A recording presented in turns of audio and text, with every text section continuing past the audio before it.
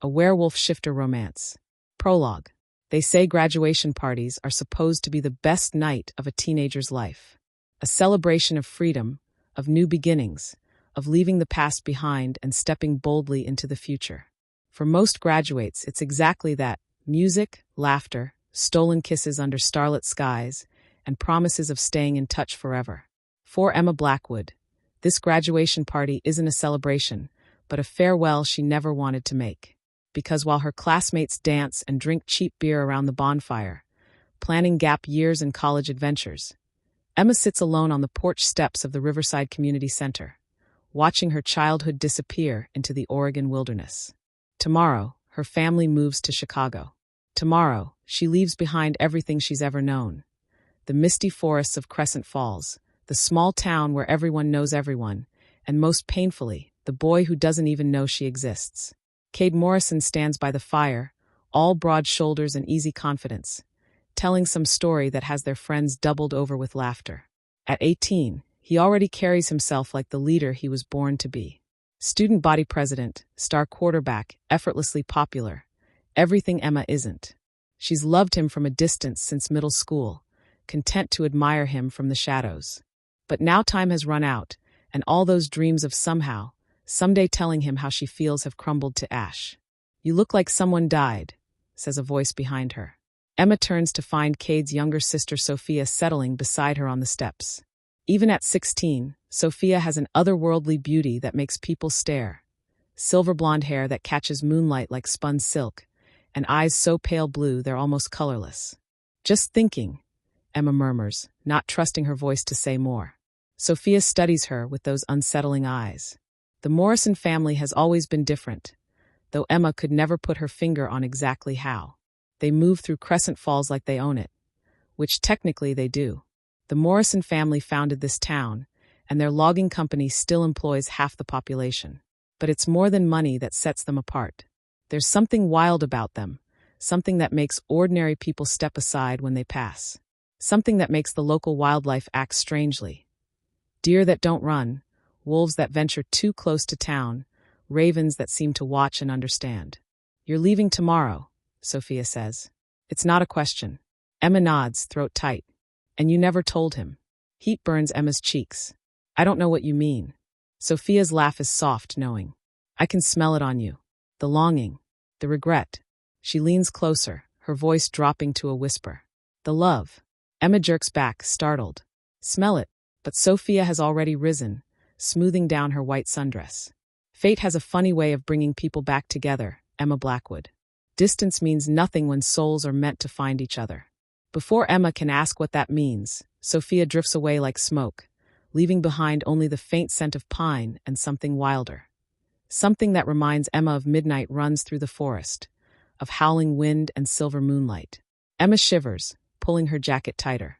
Across the clearing, Cade's laughter carries on the night air, and she knows she'll remember that sound for the rest of her life.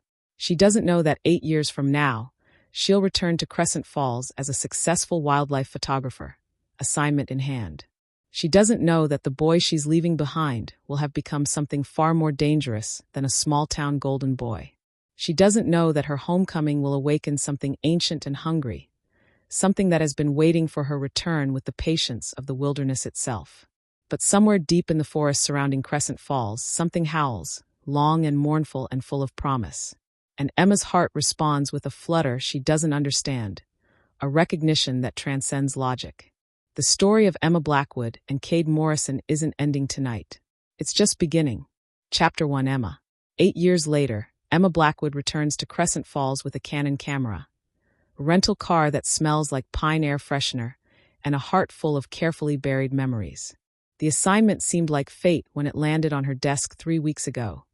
Document the wildlife patterns in Oregon's Cascade Mountains for National Geographic. The fact that it would bring her back to her hometown was just a coincidence, her editor assured her. Nothing more. Emma knew better. There are no coincidences in a town like Crescent Falls. The main street looks exactly the same. Weathered storefronts with hand-painted signs, American flags hanging limp in the still air, and the same old pickup trucks parked at angles that would horrify a city traffic cop. Even Miller's Diner still has that neon sign with the flickering E that makes it red mil Rs dinar. But something feels different. Wrong, maybe. Emma can't put her finger on it as she parks outside the Pinecone Lodge, Crescent Falls' only hotel. The town seems too quiet, too empty for a Saturday afternoon in June.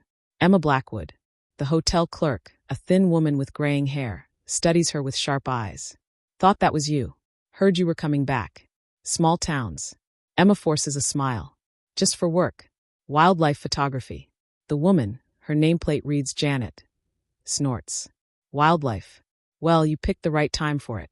Plenty of unusual activity lately. Unusual how? Janet's expression closes off. Nothing a city photographer would be interested in, I'm sure.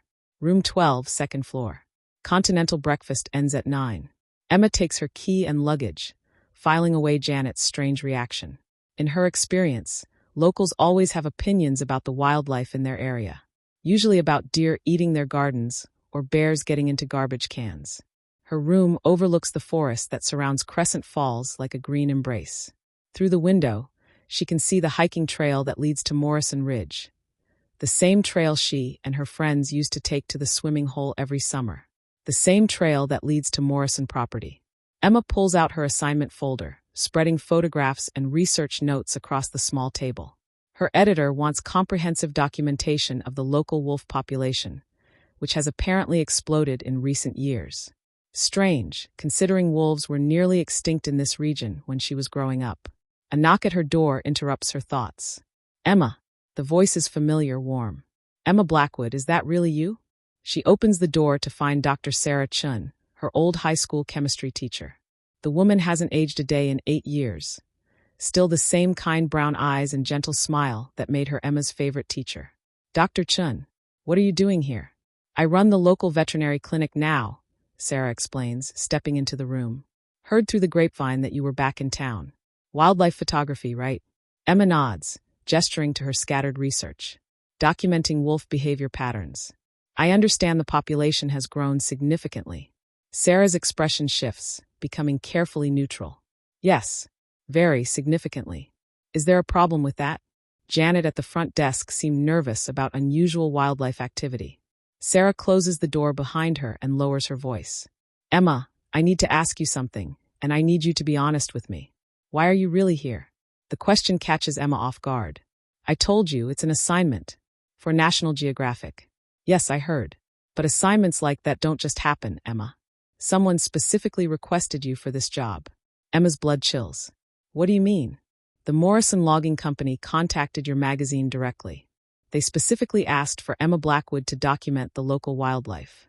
Sarah's eyes are serious now, worried. They're funding your entire assignment. The room seems to tilt around Emma. That's impossible. My editor never mentioned. Your editor probably doesn't know. These things go through corporate channels, donations and sponsorships that editorial staff rarely see. Emma sinks into the chair by the window, mind reeling. The Morrisons brought her back. But why? Emma, Sarah continues gently, I need you to understand something about this town. About what's happened since you left. Things have changed. Changed how? Sarah glances toward the window, toward the forest beyond. The wolves aren't just wolves anymore. And the Morrison family. She pauses, choosing her words carefully. They're not just loggers anymore either. A chill runs down Emma's spine. What are you trying to tell me? I'm telling you to be careful. Very careful. Especially around. Sarah hesitates again. Especially around Cade. Emma's heart stumbles at the mention of his name. Cade Morrison? Is he still in town? He runs the company now. Has for the past 3 years since his father died. Sarah's voice drops lower. Emma, he's not the boy you remember. Something happened to him after you left. Something that changed him. Changed him how? But Sarah is already moving toward the door. Just promise me you'll be careful. Don't go into the forest alone, especially at night. And if you see Cade, she meets Emma's eyes. Just remember that some people aren't who they used to be. With that cryptic warning, Sarah leaves, her footsteps echoing down the hallway like a countdown. Emma returns to the window, staring out at the forest that suddenly seems darker, more threatening. In the distance, she can see the Morrison Logging Company's main building, a massive structure of steel and glass that definitely wasn't there 8 years ago. As she watches, a figure emerges from the building. Even at this distance, even after 8 years, she recognizes him instantly. Tall, broad-shouldered, moving with the same confident stride that used to make her heart race in high school hallways. Cade Morrison. He stops in the parking lot and turns, as if sensing her gaze. Emma ducks back from the window, heart pounding, but not before she catches a glimpse of his face. Sarah was right. He's not the boy she remembers. This Cade is harder, more dangerous. There's something predatory in the way he moves, something wild that wasn't there before. And when he looked up at her window, his eyes. Emma shakes her head. She must have imagined it. Eyes don't glow gold in the afternoon sunlight, do they? Her phone buzzes with a text from an unknown local number. Welcome home, Emma. We need to talk. Meet me at the old swimming hole at sunset. Come alone. See. Emma stares at the message, hands trembling slightly. She should ignore it. Should pack her things and leave Crescent Falls immediately. Instead, she finds herself checking her camera equipment and wondering what secrets the Morrison family has been hiding in the 8 years since she left. Outside her window, something howls in the distance, long and mournful and somehow familiar. And against all logic, Emma's heart responds with a recognition she doesn't understand. Chapter 2, Emma. The old swimming hole hasn't changed. Hidden deep in the forest behind Morrison Ridge, it's still the same crystal-clear pool fed by mountain runoff, surrounded by towering Douglas firs that block out most of the sky. Emma stands at the edge of the water, camera bag slung over her shoulder, watching the sun sink toward the horizon. She shouldn't have come. Every rational part of her brain screamed warnings as she hiked the familiar trail, following the faded blazes carved into tree bark. Sarah's words echo in her mind. Don't go into the forest alone, especially at night. But here she is anyway, drawn by curiosity and something deeper, a pull she can't name or resist. The water reflects the dying light like polished obsidian. Emma remembers summer afternoons spent here with her high school friends, laughing and splashing while Cade and his crowd claimed the rope swing on the far side. She'd steal glances at him when she thought no one was looking, memorizing the way sunlight caught in his dark hair, the easy confidence in his movements. Now the place feels different, wilder. The air carries scents she doesn't remember. Pine and earth and something muskier, more animal.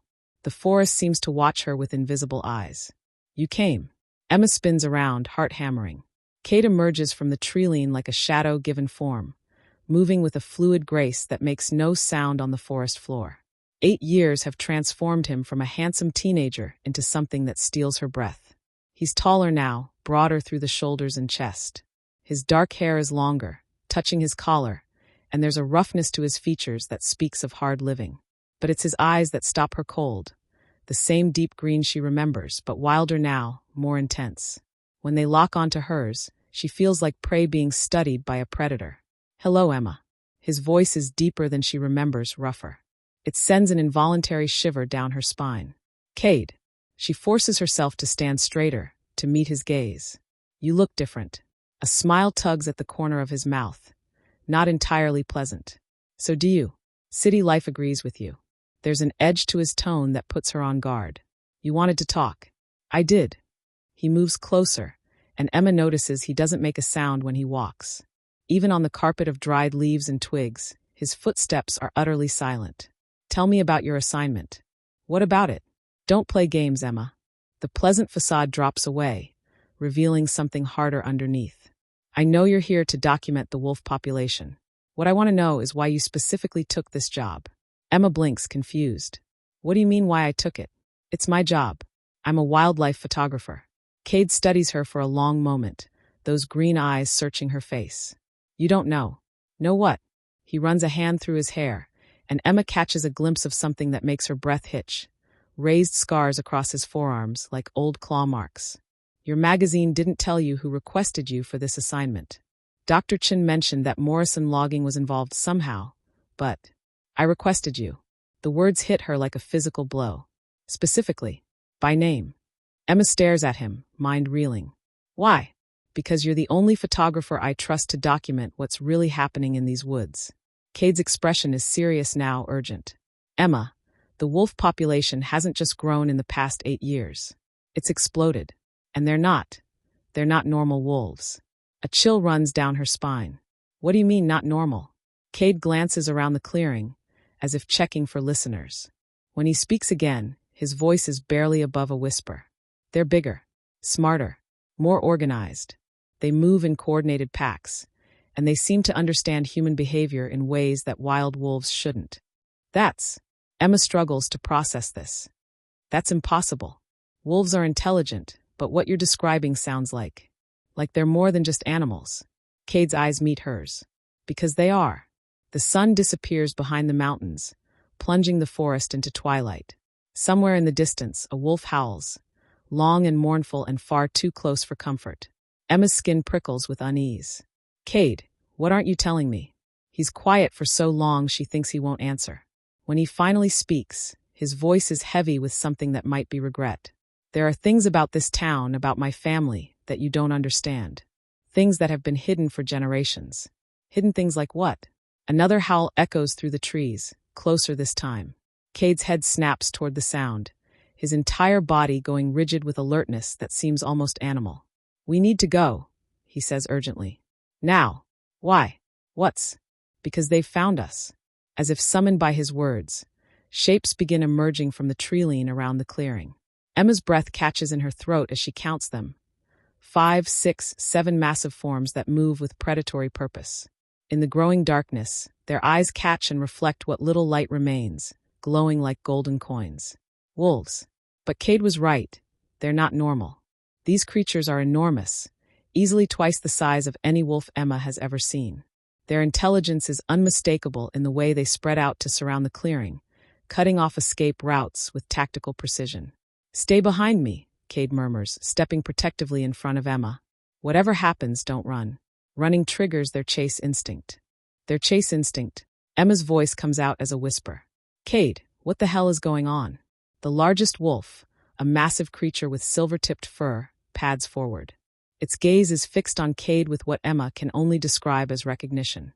When it stops just 10 feet away, she can see the intelligence burning in its golden eyes. Ancient, knowing, and definitely not wild. Cade speaks, and Emma's world tilts on its axis. Hello, Sophia. The wolf's lips pull back in what might be a smile, revealing teeth like ivory daggers. And then, impossible as it seems, the creature begins to change.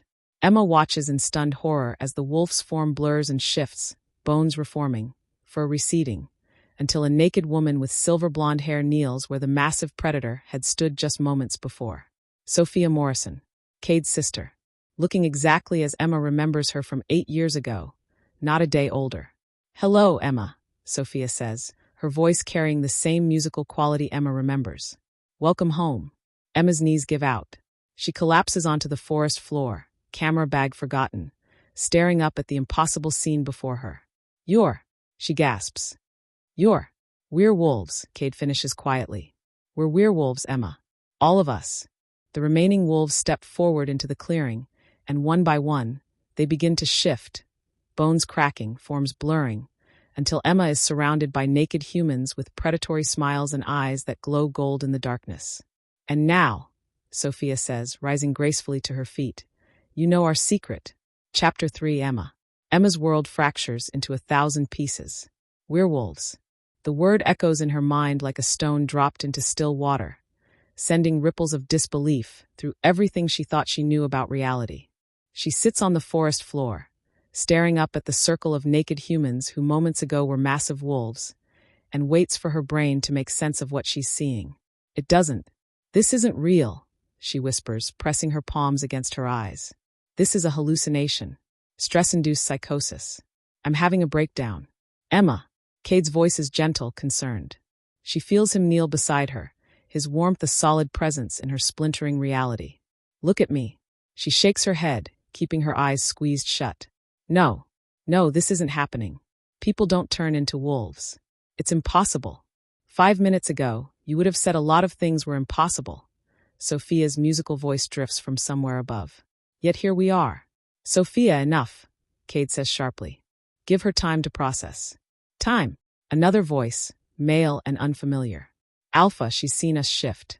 She knows our secret. We can't just let her. I said enough. The authority in Cade's voice is unmistakable, and Emma feels the others step back in response. Even with her eyes closed, she can sense the power dynamic. Cade is their leader, their alpha, and his word is law. Alpha. The title sends another wave of unreality crashing over her. Emma, Cade says again, his hand settling lightly on her shoulder. I know this is overwhelming, but I need you to breathe. Can you do that for me? His touch is warm, grounding. Despite everything, the impossibility, the fear, the complete upheaval of her worldview, his presence calms something deep inside her. She forces herself to take a shaky breath, then another. Good, Cade murmurs. Now open your eyes. Emma hesitates.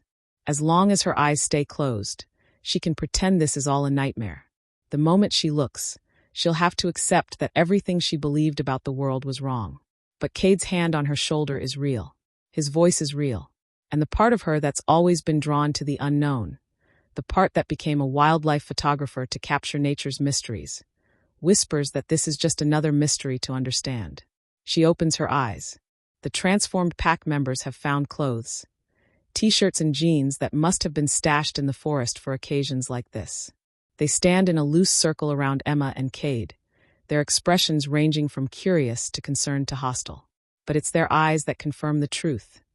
Every single one glows with an inner light that has nothing to do with reflected starlight. How? Emma's voice cracks on the single word. We're born this way, Sophia explains, settling gracefully onto a fallen log. Someone has given her an oversized flannel shirt that reaches her knees. Werewolves aren't made by bites or curses, despite what Hollywood would have you believe. We're a separate species, hidden among humans for thousands of years. Emma struggles to her feet, Cade rising with her. But the science doesn't work. Conservation of mass, basic biology. Magic doesn't follow the laws of physics, a dark-haired man says with a slight smile. I'm Marcus, by the way, Pack Beta and local doctor. I had the same questions when I was younger. Magic, Emma repeats faintly.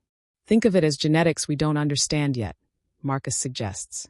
Something in our DNA that allows for cellular restructuring on a massive scale. Emma looks around the group, counting 7 people total, including Cade and Sophia. Is this everyone? The whole pack? There are others, Cade says carefully. Maybe 30 in total, scattered throughout the county. Most live normal human lives, jobs, families, community involvement. We only come together as a pack when necessary. Like tonight, says a red-haired woman with suspicious eyes. When an outsider discovers our secret, the words hang heavy in the air, loaded with threat. Emma takes an instinctive step closer to Cade. What happens now? Now, Sophia says, standing and brushing dirt from her legs. We decide what to do with you. Sophia, Cade warns. Oh, calm down, brother. I'm not suggesting we eat her. Sophia's laugh is musical, but edged with something predatory. Though we do need to discuss options. Humans who learn our secret pose a risk to the entire pack. Emma's mouth goes dry. What kind of risk? The kind that ends with government labs and dissection tables, Marcus says grimly. Or angry mobs with silver bullets. Silver actually works? Emma asks before she can stop herself. Sadly, yes, Sophia confirms. Along with wolfsbane, rowan wood, and a few other unpleasant substances. Another reason we prefer to keep our existence quiet. Emma looks from face to face, seeing the weight of centuries of secrecy in their expressions. I wouldn't tell anyone. I swear. Who would believe me anyway? People said the same thing about vampires, the red-haired woman mutters. Then someone invented camera phones. There are vampires too? Emma's voice pitches higher. Different conversation, Cade says quickly. Right now we need to focus on. A howl echoes through the forest, long and mournful and definitely not from their group. Everyone freezes, heads turning toward the sound. That's not one of ours, Marcus says, his voice tense.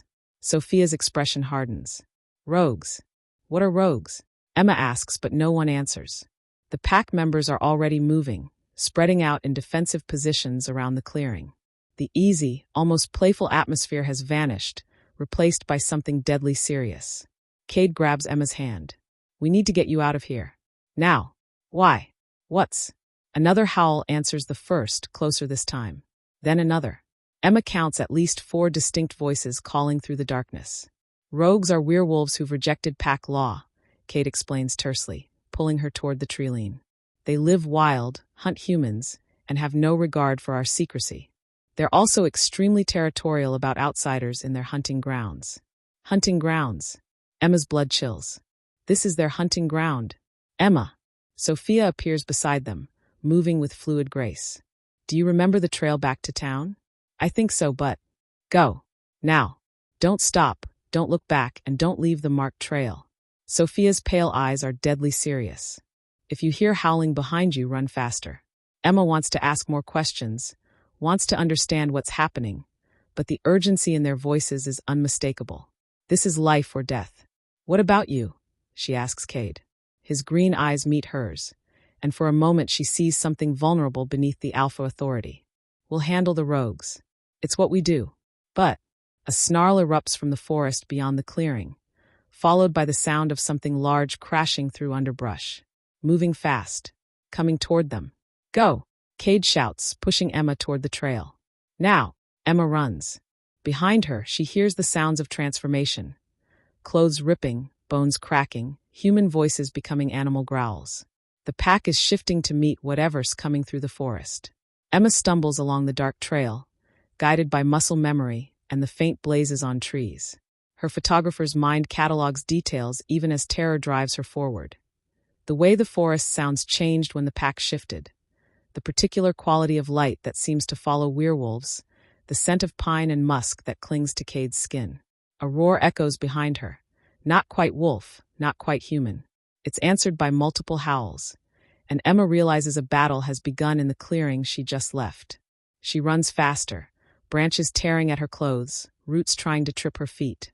The town lights are visible through the trees now, warm and human and safe. But even as she reaches the edge of the forest, even as civilization surrounds her with its familiar comforts, Emma knows there's no going back. She's seen the truth that hides in the shadows of Crescent Falls. The question is, what will she do with that knowledge? Behind her, something howls in pain, high and desperate and heartbreaking. Emma's step falters, every instinct screaming at her to turn back, to help, to make sure Cade is safe. Instead, she forces herself to keep running toward the lights of town, carrying with her the secret that will change everything. Chapter 4, Cade. The rogues are fast, but Cade is faster.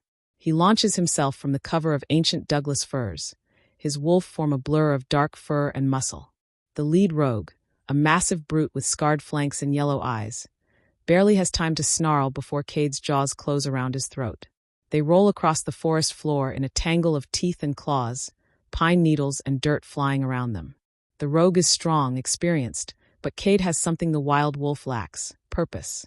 Emma's scent still lingers in the clearing, sweet and human and vulnerable, and every protective instinct in his alpha nature screams to eliminate the threat. The rogue's claws rake across Cade's ribs, drawing blood. Pain flares through his nervous system, but he doesn't release his grip. Around them, the sounds of battle echo through the forest as his pack engages the other intruders. With a surge of power, Cade pins the rogue beneath him and tightens his jaws. The crunch of vertebrae is sickeningly final. One down. Cade releases the dead wolf and spins toward the ongoing fights. Marcus has cornered a smaller rogue near the water's edge, using his superior speed to stay ahead of snapping jaws. Sophia dances around a red-furred female, her silver form ghostly in the moonlight as she strikes and retreats with lethal precision. But it's the fourth rogue that makes Cade's blood freeze. The creature is enormous, easily twice the size of any werewolf Cade has ever seen. Its fur is midnight black, and when it turns toward him, its eyes glow not gold but deep crimson. Ancient scars crisscross its muzzle, and when it snarls, Cade can see that several of its teeth have been replaced with silver. This isn't just a rogue. This is something else entirely. The massive wolf speaks, its voice a gravelly growl that shouldn't be possible in animal form. Morrison. Cade shifts back to human form, not caring about his nakedness. In situations like this, communication might be the difference between life and death for his pack. Who are you? Someone you wronged long ago. The creature's form ripples, bones cracking as it takes human shape.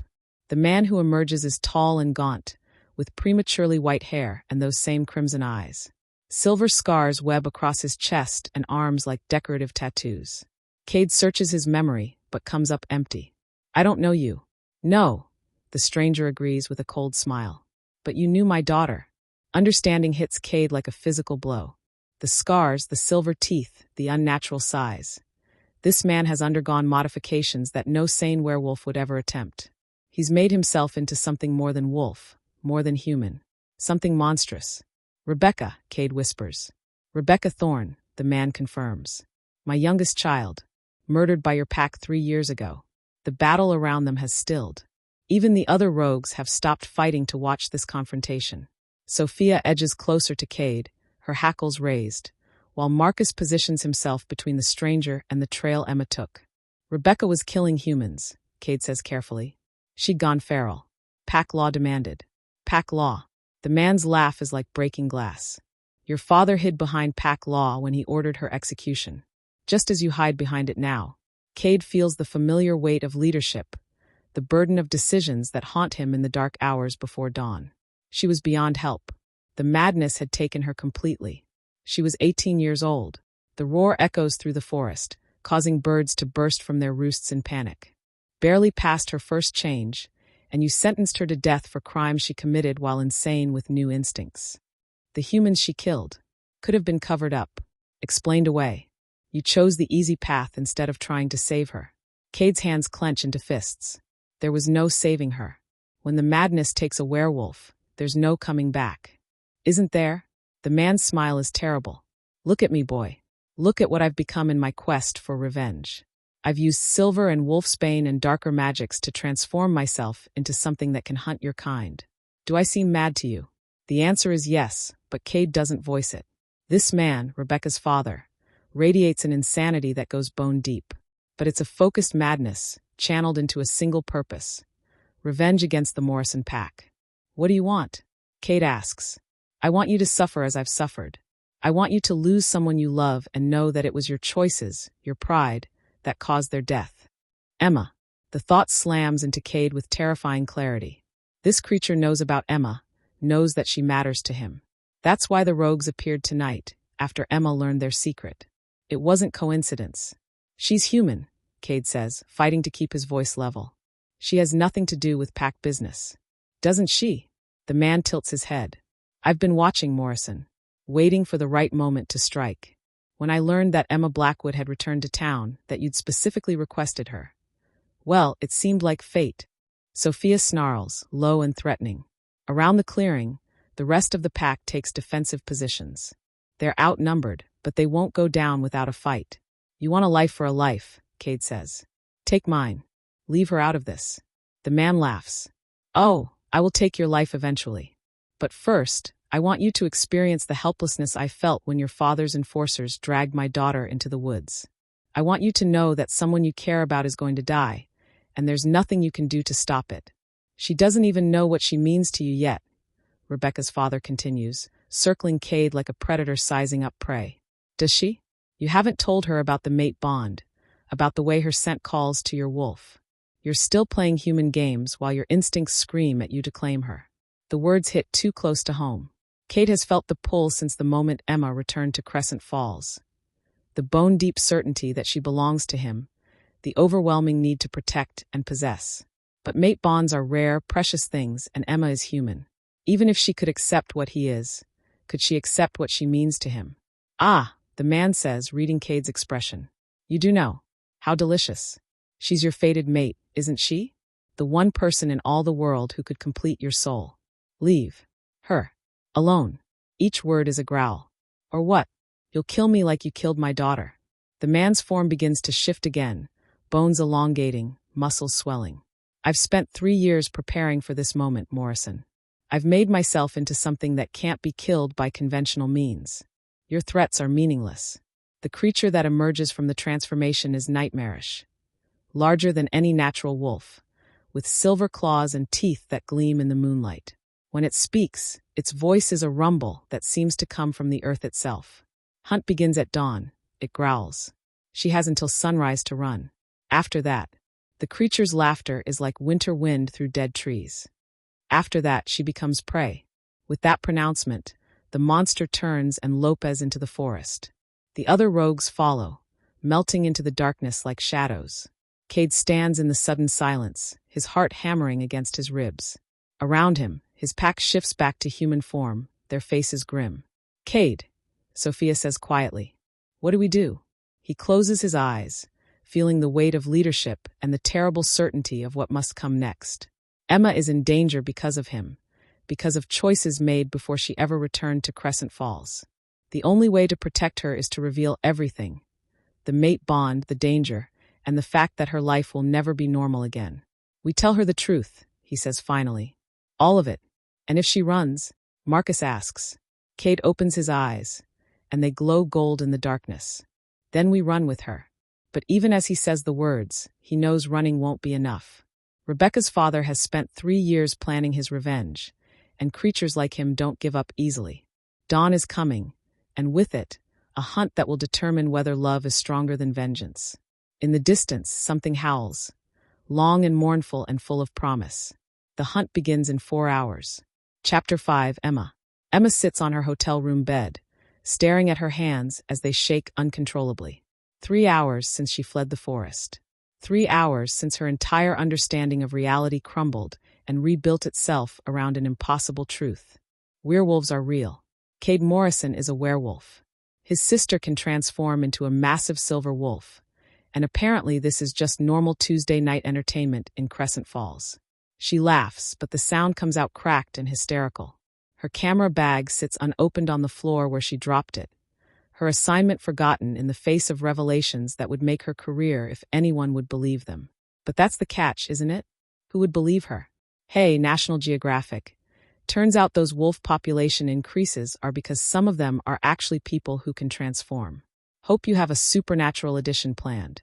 The shower helped wash away the forest dirt and pine needles, but nothing can cleanse the memory of watching Sophia's bones crack and reshape, of seeing intelligence burning in golden wolf eyes.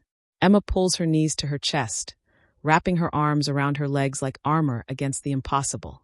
A soft knock at her door makes her freeze. "Emma, it's Dr. Chun." Relief floods through her. Sarah's voice is warm, familiar, blessedly normal. Emma stumbles to the door, checking the peephole before unlocking the deadbolt. She definitely doesn't remember engaging.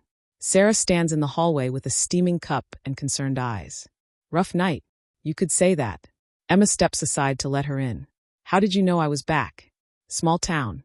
Sarah settles into the room's single chair, studying Emma's pale face. "Also, Janet called. Said you looked like you'd seen a ghost when you returned from your evening walk." Emma almost laughs again. A ghost would have been easier to process. "Sarah, can I ask you something?" "Of course. Earlier today, when you warned me about the wolves, about being careful around Cade." Emma takes a shaky breath. "What exactly did you think I was going to discover?"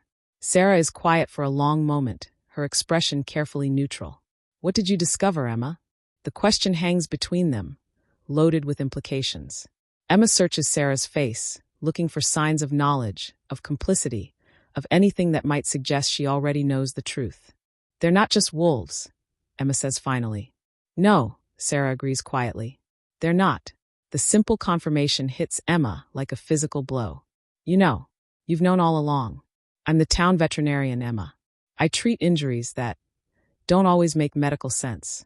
Accelerated healing, unusual bone structures, blood work that defies explanation." Sarah leans forward. "I've been keeping their secret for 15 years. 15 years. Emma's voice pitches higher. "How many people know?" "More than you'd think, fewer than you'd hope. The older families in Crescent Falls have always known about the Morrison pack. We have an understanding. They protect the town from outside threats, and we protect them from exposure." Emma processes this, her worldview shifting again. "Outside threats like what?" Sarah's expression darkens. "Like the rogues that showed up tonight." A chill runs down Emma's spine. "How do you know about that?" "Because Cade called me 20 minutes ago. He's on his way here to see you." As if summoned by her words, heavy footsteps echo in the hallway outside. Emma's heart rate spikes as a familiar presence fills the space beyond her door. She can sense him somehow, feel his proximity like a magnetic pull. The knock is firm, authoritative. "Emma, it's Cade. I need to talk to you." Emma looks at Sarah, who nods encouragingly. With trembling fingers, Emma unlocks the door. Cade fills the doorway and Emma's breath catches. He's changed clothes since the forest confrontation, but she can see fresh scratches on his arms, a bruise darkening along his jawline. His green eyes are intense, worried, and when they lock onto hers, something warm unfurls in her chest despite everything. "Are you hurt?" The words spill out before she can stop them. Something flickers across his face. Surprise, maybe relief. I'm fine. Are you? Physically, yes. Mentally. Emma steps back to let him enter. Jury's still out. Cade nods to Sarah. Thanks for staying with her. She needed someone who could answer questions, Sarah replies, rising from her chair. I'll leave you two to talk. Wait, Emma says quickly. Don't go. I still have questions. And Cade will answer them better than I can. Sarah squeezes Emma's shoulder. But Emma, whatever he tells you next, remember that he's trying to protect you. With that cryptic statement, Sarah leaves, her footsteps fading down the hallway. Emma and Cade stand in the suddenly quiet room, the air thick with unspoken words. He's changed since their encounter in the forest. There's an urgency to his movements, a tension that wasn't there before. The rogues, Emma says. Are they gone? For now. Cade runs a hand through his hair, and Emma notices his fingers are bandaged. Emma, I need to tell you something, and I need you to listen carefully. More secrets. Despite everything, she manages a weak smile. How much weirder can this get? Cade's expression is dead serious. Much weirder. And much more dangerous. Emma sinks onto the bed, suddenly exhausted.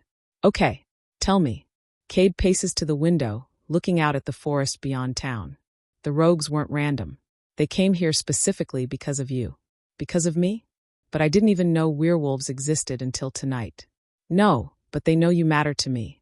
Cade turns to face her, his eyes glowing faintly in the dim light. Emma, there's something called a mate bond. It's hard to explain to someone who isn't a werewolf. Emma's heart does something complicated. Try. Every werewolf has a destined mate. One person in all the world who completes them, whose soul calls to theirs. When we find our mate, the bond forms naturally, inevitably. Cade's voice drops lower. I felt it the moment you returned to Crescent Falls. The words hit Emma like electricity, sending shivers down her spine. You're saying I'm your mate? I'm saying you're everything. The raw honesty in his voice takes her breath away. Your scent, your presence, the way you feel when you're near. It's like finding a missing piece of myself I didn't know was gone. Emma stares at him, mind reeling. But I'm human. How does that work? Sometimes the bonds cross species. It's rare, but it happens. Cade moves closer, and Emma can feel the heat radiating from his body. The bond doesn't care about genetics, Emma. It cares about souls. Emma struggles for words. This is insane. Yesterday, I thought you were just my high school crush who didn't know I existed. I knew you existed, Cade says quietly. Even then, I felt something.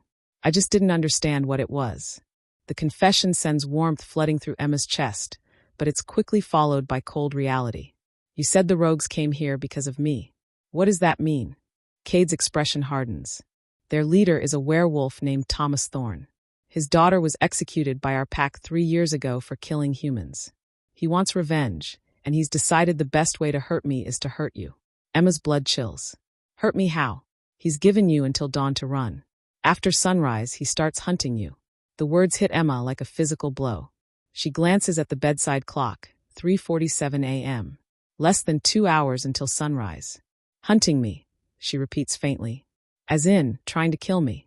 As in, definitely trying to kill you. Cade kneels in front of her, taking her hands in his. Emma, I need you to leave. Tonight. Drive as far as you can and don't stop. What about you? I'll stay here and try to deal with Thorne. Emma searches his face, seeing the determination there, the willingness to sacrifice himself for her safety. Something fierce and protective rises in her chest. An emotion she's never felt before, primal and powerful. No, she says firmly. Cade blinks. No, I'm not running away and leaving you to face this alone. Emma stands, surprised by her own certainty. If this mate bond thing is real, if I really matter to you, then you matter to me too. We face this together. Emma, you don't understand. I understand that some psychotic werewolf wants to murder me because of choices your pack made before I ever came back to town. I understand that you're asking me to abandon you to save myself. Emma's voice grows stronger with each word. And I understand that I'm not going anywhere. Cade stares at her, something like awe flickering across his features. You could die. So could you. I'm a werewolf. I can heal from almost anything. Almost isn't the same as everything. Emma crosses her arms. What's the plan? For a moment, Cade just looks at her, and Emma sees the exact moment he falls a little bit more in love. The recognition in his eyes is unmistakable, terrifying and wonderful all at once. The plan, he says finally, is probably going to get us both killed. Outside, the sky is beginning to lighten with the first hints of dawn. In the distance, something howls, long and mournful and full of deadly promise. The hunt is about to begin. Chapter 6, Emma. Dawn breaks over Crescent Falls with deceptive beauty. Golden light filtering through morning mist, birds singing in the trees, the kind of peaceful forest scene that belongs on postcards. Emma stands at her hotel window, watching the sun climb above the mountains, and tries not to think about the fact that her life is now being measured in minutes. Behind her, Cade paces the small room like a caged wolf, which Emma supposes is more accurate than she'd like.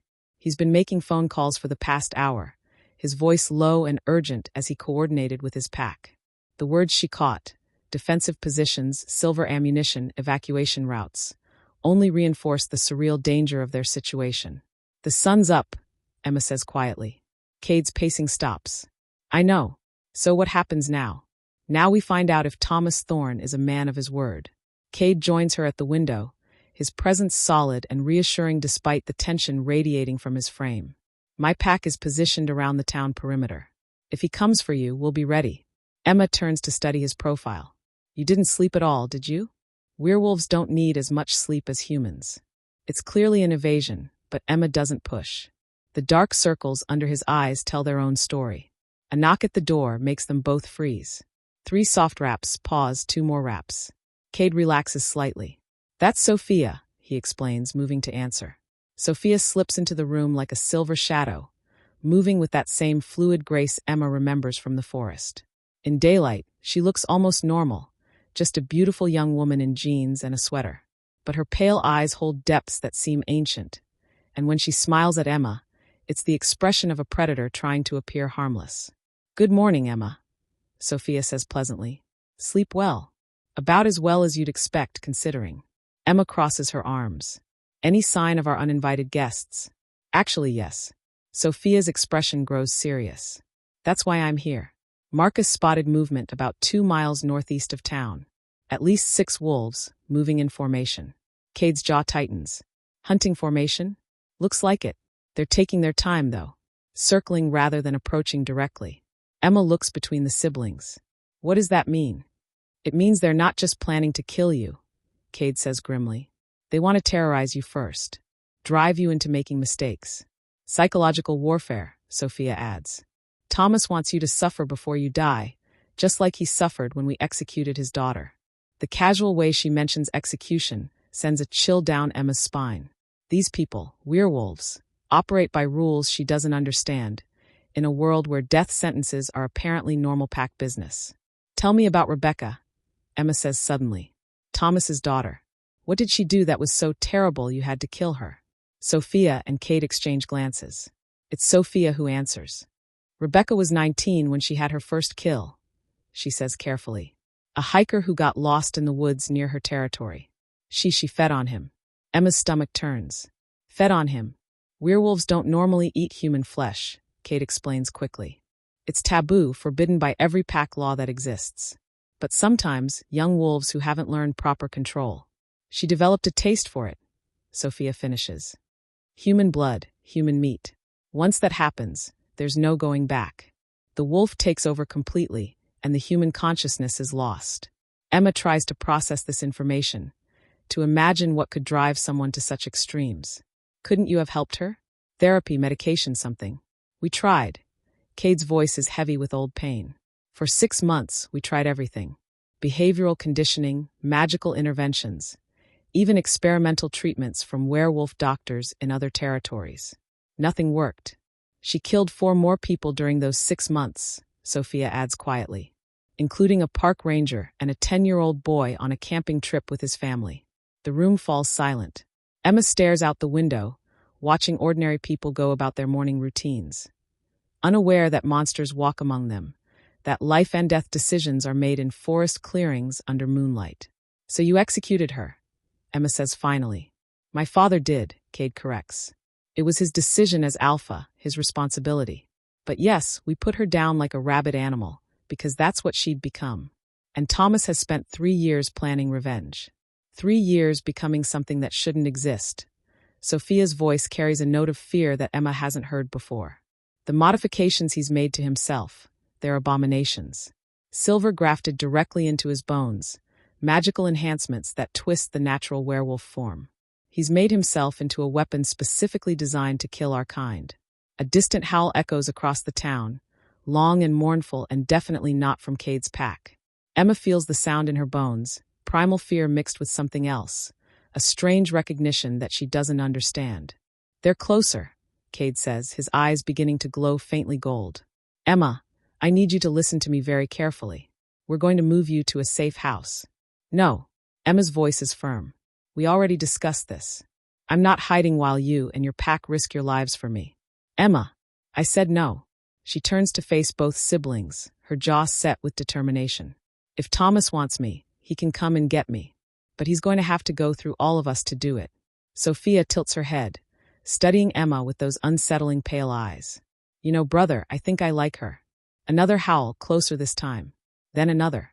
Emma counts at least 4 distinct voices, and they're definitely moving toward town. Cade pulls out his phone, typing rapidly. I'm telling the pack to converge on the hotel. If Thomas wants a fight, we'll give him one. In the middle of town? Emma asks. What about the humans? We'll evacuate the area. Gas leak, suspicious package, whatever it takes. Cade's fingers fly over the screen. Sarah's coordinating with the sheriff's department. They know enough to ask questions later. Emma nods, then freezes as a new thought occurs to her. Wait, the sheriff's department knows about werewolves too. Small town, Sophia says with a shrug. Sheriff Morrison has been keeping our secrets for 20 years. Morrison? Are you related? Distant cousin, Cade confirms absently, still texting. Emma, I need you to stay close to me, no matter what happens. Thomas will try to separate us. Use the chaos to get to you. Don't let him. Emma opens her mouth to respond, but the words die in her throat. Through the window, she can see something that makes her blood freeze. A massive black wolf stands in the middle of Main Street, completely motionless. Even at this distance, Emma can see the silver glinting in its fur, the unnatural size that marks it as something more than animal. Its crimson eyes are fixed directly on the hotel window where they stand. He's here, she whispers. Cade and Sophia move to flank her at the window. Cade's hand finds hers, squeezing gently. Remember, he says quietly, whatever happens, I love you. The mate bond isn't just about attraction or compatibility. It's about souls recognizing each other across impossible odds. You are my heart, Emma Blackwood. The words hit her like a lightning strike, sending warmth cascading through her entire body.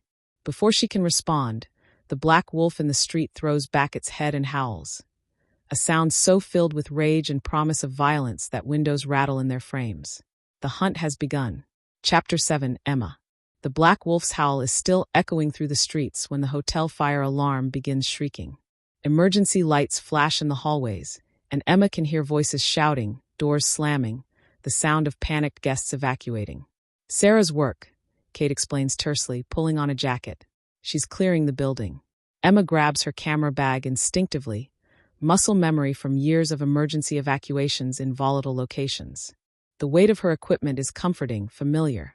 A piece of her normal life in this supernatural nightmare. Emma, Sophia says sharply. Leave it. You need to be able to move fast. No. Emma slings the bag across her chest. If I'm going to die today, I want pictures of what kills me. It's a morbid joke, but neither sibling laughs. They're already moving toward the door, their movements coordinated with a precision that speaks of years of working together in dangerous situations. The hallway is chaos. Guests streaming toward the exits, staff members directing traffic, the acrid smell of artificial smoke from whatever device Sarah triggered to sell the emergency. Cade keeps Emma between himself and Sophia as they navigate the crowd, their eyes constantly scanning for threats.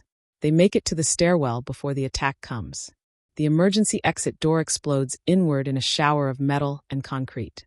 Through the gap steps a creature that barely resembles a wolf. It's Thomas, but transformed into something nightmarish. His form towers 8 feet tall, a grotesque hybrid of human and wolf with silver claws that gleam like knives. His crimson eyes fix on Emma with laser focus. There you are, he says, his voice a gravelly rumble that shouldn't come from any throat. Ready to run, little human? Cade steps protectively in front of Emma, his own transformation beginning. Bones crack and reshape as he shifts, but he maintains human speech. Your fight is with me, Thomas. Leave her out of this. My fight is with your pack's arrogance, Thomas replies, flexing claws that scrape sparks from the concrete walls. Your belief that you can decide who lives and who dies without consequences. Around them, the evacuating humans flee in terror. Someone screams. Someone else shouts about calling 911. In the chaos, Emma hears Sophia's voice, low and urgent, speaking into her phone. All units converge on the hotel. Now, Thomas lunges forward with impossible speed. Cade meets him halfway, their collision sending shockwaves through the stairwell. They tumble down the stairs in a snarling mass of claws and teeth, crashing through the door into the hotel lobby. Emma and Sophia race after them, but the lobby is a war zone. Thomas's rogues have infiltrated the building. 4 massive wolves that move with coordinated precision, cutting off exits and driving the remaining humans into corners like sheep. This way, Sophia shouts, grabbing Emma's arm. Back exit. They sprint through the hotel corridors, but Emma can hear pursuit behind them.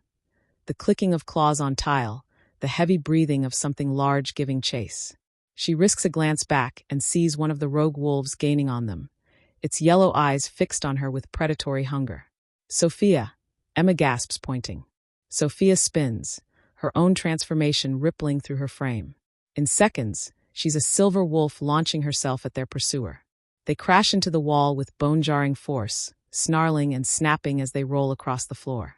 Emma finds herself alone in the corridor, the sounds of battle echoing from multiple directions.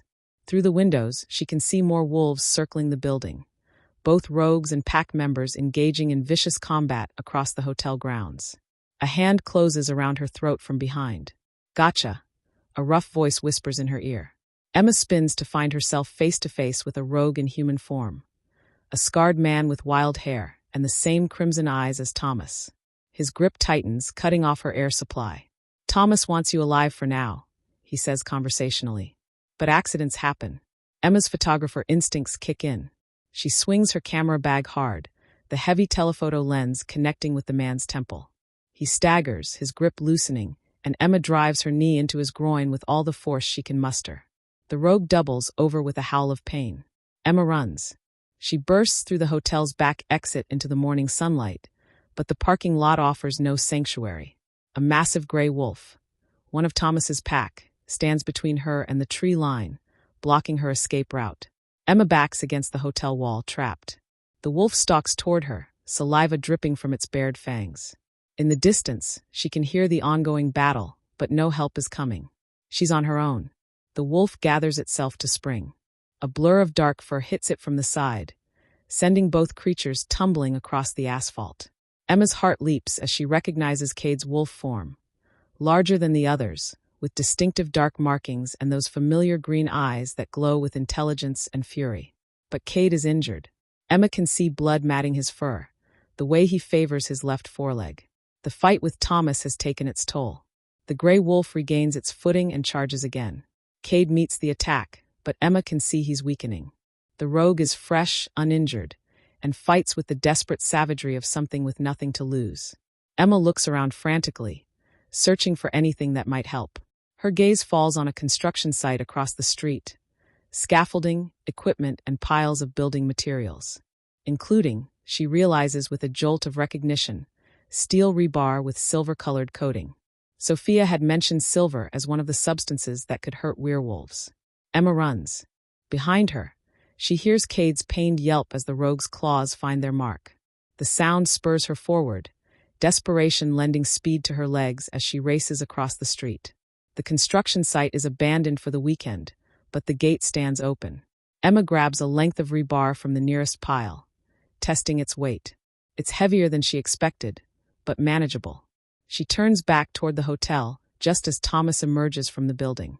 Even in his monstrous hybrid form, Emma can see the satisfaction in his crimson eyes as he surveys the battle. His rogues are holding their own against Cade's pack, and more importantly, he's separated Emma from her protectors. "Clever girl," Thomas calls, his voice carrying easily across the distance. But running only delays the inevitable. Emma grips the rebar tighter. "Maybe, but you'll have to catch me first." Thomas's laugh is like breaking glass. "Oh, child, I've been hunting for longer than you've been alive. This ends now. He begins to stalk toward her, moving with the patient confidence of a predator that knows its prey has nowhere left to run. Emma raises the makeshift weapon and prepares to make her final stand. Behind Thomas, she can see Cade struggling to his feet, blood streaming from multiple wounds. Their eyes meet across the chaos, and in that moment, Emma feels the mate bond Cade described.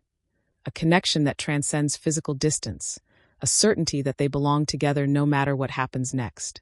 Thomas lunges forward with supernatural speed. Emma swings the rebar with everything she has.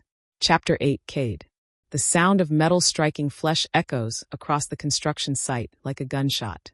Cade forces himself to his feet despite the agony radiating through his wounded body, desperate to reach Emma before Thomas recovers from her strike. But the sight that greets him defies belief. Thomas Thorne, the monster who has terrorized Cade's pack for 3 years, the creature enhanced with silver and dark magic, staggers backward with Emma's makeshift weapon protruding from his shoulder. Silver-colored coating on the rebar smokes where it touches his supernatural flesh, and his howl of pain is deafeningly inhuman. Emma stands her ground, breathing hard but unbroken. Blood streaks her face from a shallow claw mark, but her eyes burn with fierce determination. In this moment, she looks like a warrior born. Impossible, Thomas snarls, gripping the rebar with both hands. Steam rises. Yeah, well, Emma pants, backing toward another pile of construction materials. Humans are tougher than you think. Thomas's form ripples, his hybrid shape growing larger, more monstrous. The silver wound isn't healing as fast as it should. Even his enhanced regeneration struggles against the metal's toxic effects. But he's far from defeated. Brave, he rumbles, stalking toward Emma again. Foolish, but brave. Rebecca was brave too, right until the end. Cade limps forward, his wolf form barely maintaining cohesion. Every step sends fresh waves of pain through his system, but he pushes through it. Emma is in danger. Nothing else matters. Thomas. Cade's voice carries the full weight of alpha authority. Enough. The monster turns, crimson eyes blazing with hatred. Ah, the young alpha arrives. Just in time to watch your mate die. You want me to suffer? Cade forces himself to straighten, to project strength he doesn't feel. Fine. Take me instead. End this blood feud between us. Thomas tilts his massive head, considering. Tempting. But no, killing you would be too quick, too merciful. I want you to live with the knowledge that your arrogance cost an innocent life. He lunges toward Emma with renewed fury, but Cade is already moving. Despite his injuries, despite the weakness flooding his system, he throws himself between Thomas and Emma. The monster's claws rake across his ribs, opening fresh wounds that spray blood across the concrete. Cade collapses, his vision graying at the edges. Through the haze of pain, he hears Emma scream his name. Cade! She drops to her knees beside him, her hands pressing against his wounds. Stay with me. Please. Thomas looms over them both, savoring the moment. How poetic. Star-crossed lovers, dying together. Rebecca would have appreciated the irony. But before he can deliver the killing blow, a new voice cuts through the air. Thomas Thorne. Everyone freezes. Standing at the edge of the construction site is an elderly man in an expensive suit, his silver hair gleaming in the morning sun. He carries himself with unmistakable authority, and when he speaks, even Thomas takes a step back. Elder Whitmore, Thomas growls. This doesn't concern the council, doesn't it? The old man steps forward, and Cade can feel the power radiating from him. Ancient, terrible, absolute. You've exposed our kind to human authorities, created a spectacle in broad daylight, and threatened the peace we've maintained for centuries. I'd say this very much concerns the council. Emma looks between them, confusion clear on her face. Council. The Werewolf High Council, Cade explains weakly. They govern all packs, maintain our laws. Elder Whitmore nods to Emma politely, as if they're meeting at a dinner party rather than a battle scene. Miss Blackwood, your reputation as a photographer precedes you, though I must say, your current assignment has taken an unexpected turn. You could say that, Emma replies, still pressing her hands against Cade's wounds. Thomas, Whitmore continues, his tone becoming steel, you have violated numerous council laws. The modifications you've made to yourself, the public exposure of our nature, the threat to human civilians. Any one of these would warrant execution. Thomas's form begins to shift, muscles bulking larger. The council has no authority over me. I renounce my pack ties when you cowards refused to punish the Morrisons for murdering my daughter. Rebecca Thorne was executed under proper pack law for crimes against humanity, Whitmore states calmly. Your grief is understandable. Your response is not. Understanding. Thomas roars. You call this understanding? He charges the elder with supernatural speed, claws extended. Whitmore doesn't even flinch. The old man raises one hand, and Thomas simply stops. Frozen mid-leap, his massive form suspended in the air like a bizarre sculpture. The council finds you guilty of treason against our kind, Whitmore says conversationally. The sentence is death. He closes his fist.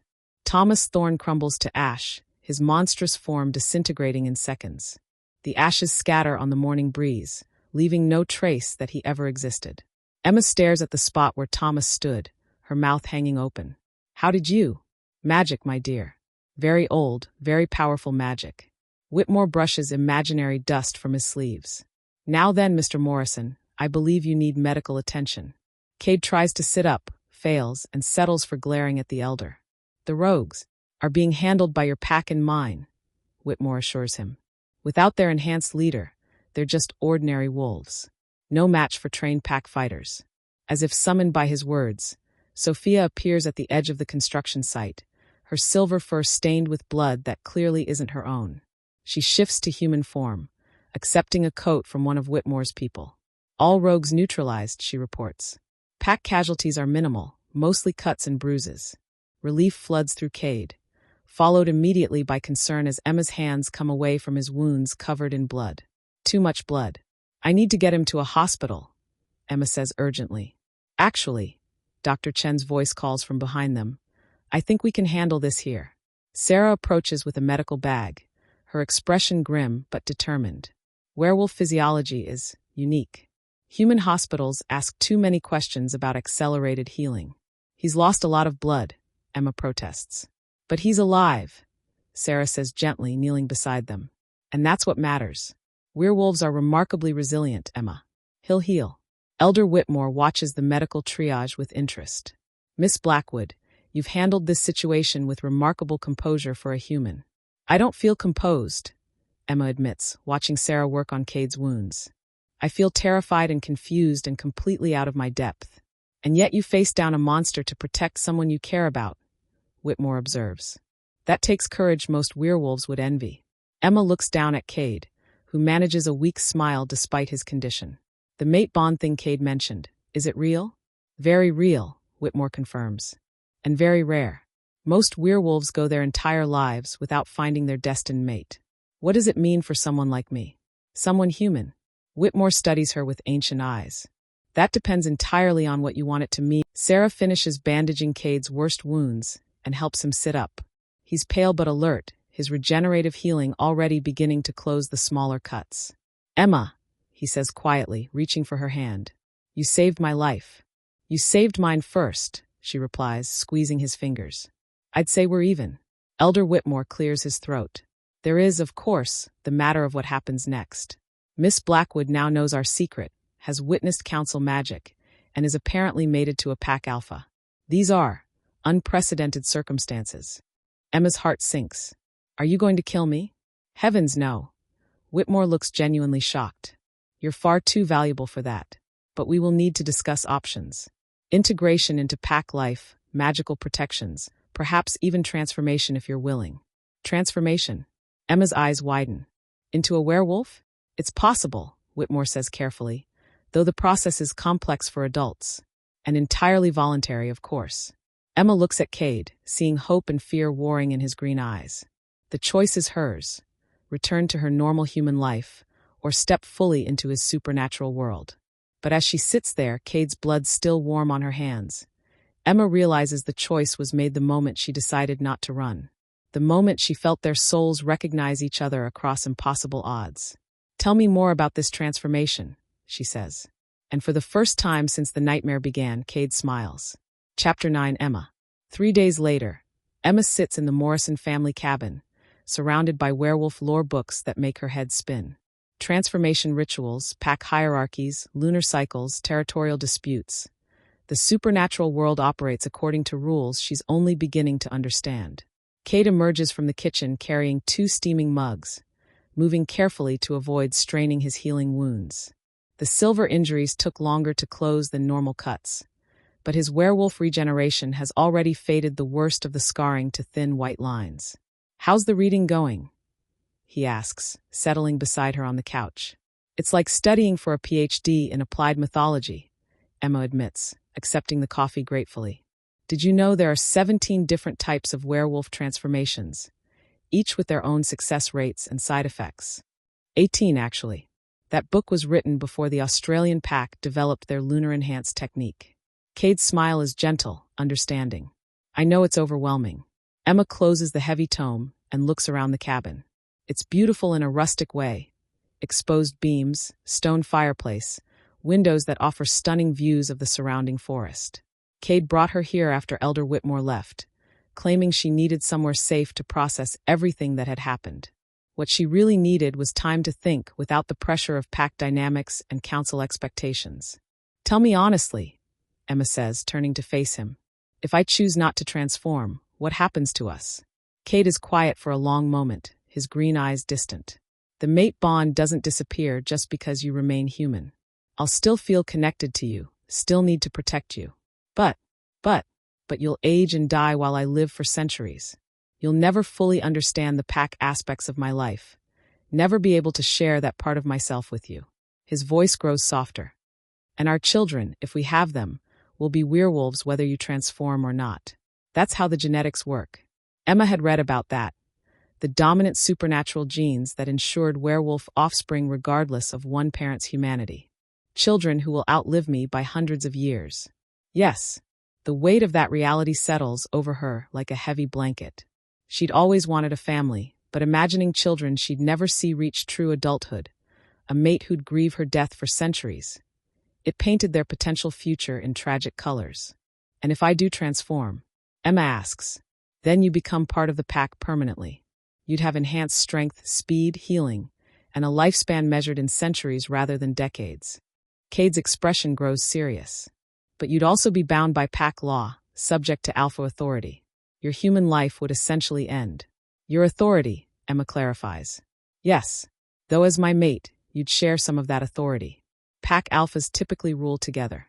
Emma considers this, weighing freedom against love, mortality against eternity. It's the kind of decision that reshapes not just her future, but her fundamental identity. A knock at the cabin door interrupts her thoughts. Sophia's voice calls from outside. "Cade, we need to talk." Cade frowns, checking his watch. She wasn't supposed to come by until evening.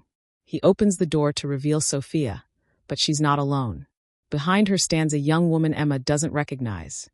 Tall, athletic, with short auburn hair and the distinctive golden eyes of a werewolf. "This is Rachel Thompson from the Oregon Coast Pack," Sophia explains, stepping inside. "She has something you need to hear." Rachel nods politely to Emma before focusing on Cade. "Alpha Morrison, I apologize for the interruption, but this couldn't wait. My pack has been monitoring unusual supernatural activity since the Thomas Thorne incident, and we've discovered something troubling." "What kind of activity?" Cade asks, immediately alert. "Vampire scouts," Rachel says bluntly. "At least 3 different bloodlines, all moving through Oregon in the past week. They're asking questions about the council intervention, about the human who fought a modified werewolf." Emma's blood chills. "They're asking about me. The supernatural community is buzzing with rumors," Rachel confirms. "A human who can wound enhanced werewolves, who's bonded to an alpha, who caught the council's personal attention. You've become something of a legend, Miss Blackwood. A legend that's painting a target on her back," Sophia adds grimly. "Every ambitious supernatural creature in the Pacific Northwest is going to want to test themselves against the human who faced down Thomas Thorne." Emma feels the walls closing in around her. "So my choice isn't really about what kind of life I want to live. It's about whether I want to live at all. The transformation would offer protection," Cade says carefully. "As a werewolf, you'd be significantly harder to kill. And as part of our pack, you'd have our full protection. But even that's not guaranteed," Rachel interjects. "There are things out there that hunt werewolves specifically." Emma stares at the 3 werewolves, seeing her future crystallize with painful clarity. There's no going back to her normal human life. The supernatural world has noticed her, and that attention comes with a price she never agreed to pay. How long do I have to decide? Emma asks. The transformation ritual requires a new moon, Sophia explains. The next one is in 5 days. 5 days to choose between humanity and eternity, between freedom and safety, between the life she's always known and a future she can barely imagine. Emma stands and walks to the window, looking out at the forest that has become both sanctuary and prison. Somewhere in those trees, supernatural creatures are planning, plotting, hunting. And at the center of their attention sits one confused wildlife photographer who just wanted to document wolves. There's something else, Cade says quietly. Something I haven't told you about the mate bond. Emma turns back to him, seeing reluctance in his expression. What? If something happens to you, if you die while we're bonded, it will likely kill me too. The connection between mates runs that deep. The words hit Emma like a physical blow. You didn't think to mention this before? I didn't want to pressure your decision, Cade admits. Your choice should be about what you want, not about saving my life. But it is about saving your life, isn't it? Emma's voice rises with frustration. Everything about this situation is designed to push me toward transformation. The vampire scouts, the supernatural targets, the fact that my death would kill the man I love. How is any of that a real choice? Sophia and Rachel exchange uncomfortable glances. It's Rachel who speaks first. Miss Blackwood, I understand your frustration. But the supernatural world doesn't care about human concepts of fair choice. You've been pulled into our reality, and now you have to navigate it as best you can. Navigate it or die trying, Emma says bitterly. Yes, Rachel confirms without apology. That's exactly right. Emma looks around the room at the 3 werewolves. People she's grown to care about, people who care about her, but people whose very nature has destroyed her ability to choose her own destiny. I need some air, she says, heading for the door. Emma, Cade calls after her. Don't go far. It's not safe. Nowhere is safe anymore, Emma replies without turning around. That's kind of the point. She steps onto the cabin's porch, breathing deeply of the forest air. In the distance, something howls. Whether pack member or threat, she can no longer tell the difference. 5 days to decide. 5 days to choose between impossible options. Emma closes her eyes and wonders if this is how every human feels when they first glimpse the supernatural world. Like Alice falling down a rabbit hole, with no idea how deep it goes or whether there's any way back to the surface. Chapter 10. Emma. The vampire arrives at sunset. Emma is sitting on the cabin's porch steps, watching shadows lengthen across the forest floor, when she feels it, a wrongness in the air, like the moment before lightning strikes. The birds fall silent. Even the wind seems to hold its breath. From the tree-line steps a figure that makes her blood freeze. Tall, elegant, wearing an expensive suit that belongs in a boardroom rather than the Oregon wilderness. His pale skin seems to glow in the dying light, and when he smiles, Emma glimpses fangs. Miss Blackwood, he says, his voice carrying a faint accent she can't place. How lovely to finally meet you. Emma's hand inches toward the silver-plated knife Cade insisted she carry. You're trespassing on pack territory. Am I? The vampire tilts his head with predatory amusement. How fascinating. The human speaks of pack territory as if she belongs here. Inside the cabin, Emma hears movement, Cade and the others responding to the supernatural presence. But the vampire is closer to her than they are to the door. My name is Victor Drackle. The creature continues conversationally. You may have heard of my family. We have something of a reputation in supernatural circles. Emma's mouth goes dry. Even she, with her limited supernatural education, knows that name. The Drackle bloodline represents vampire royalty, ancient, powerful, and utterly ruthless. What do you want? Emma asks, fighting to keep her voice steady. To meet the remarkable human who wounded Thomas Thorne, of course. Such a feat shouldn't be possible, yet here you are. Victor moves closer, each step flowing like liquid shadow. Tell me, Miss Blackwood, what makes you so special? The cabin door bursts open. Cade emerges in a rush of motion, positioning himself between Emma and the vampire. His eyes glow gold with barely contained rage. Drackle, he growls. You're not welcome here. Alpha Morrison. Victor bows with mocking formality. I come in peace, merely seeking conversation with your pet human. She's not my pet, Cade snarls. She's my mate. Victor's eyebrows rise with genuine surprise. Your mate? How deliciously scandalous. A werewolf alpha bonded to a mortal. The old bloodlines will be quite upset. Mixing the species is such a taboo after all. Sophia and Rachel flank Cade, forming a protective barrier around Emma. But Victor seems unconcerned by the display of pack unity. 3 werewolves against 1 vampire, Victor muses. Hardly sporting odds. Though I suppose fair play has never been your kind's strong suit. State your business and leave, Cade commands. My business is simple curiosity. You see, young Alpha, the supernatural community is abuzz with tales of your human mate. A mortal who can wound enhanced werewolves, who drew the personal attention of Elder Whitmore himself. Victor's smile grows wider, more predatory.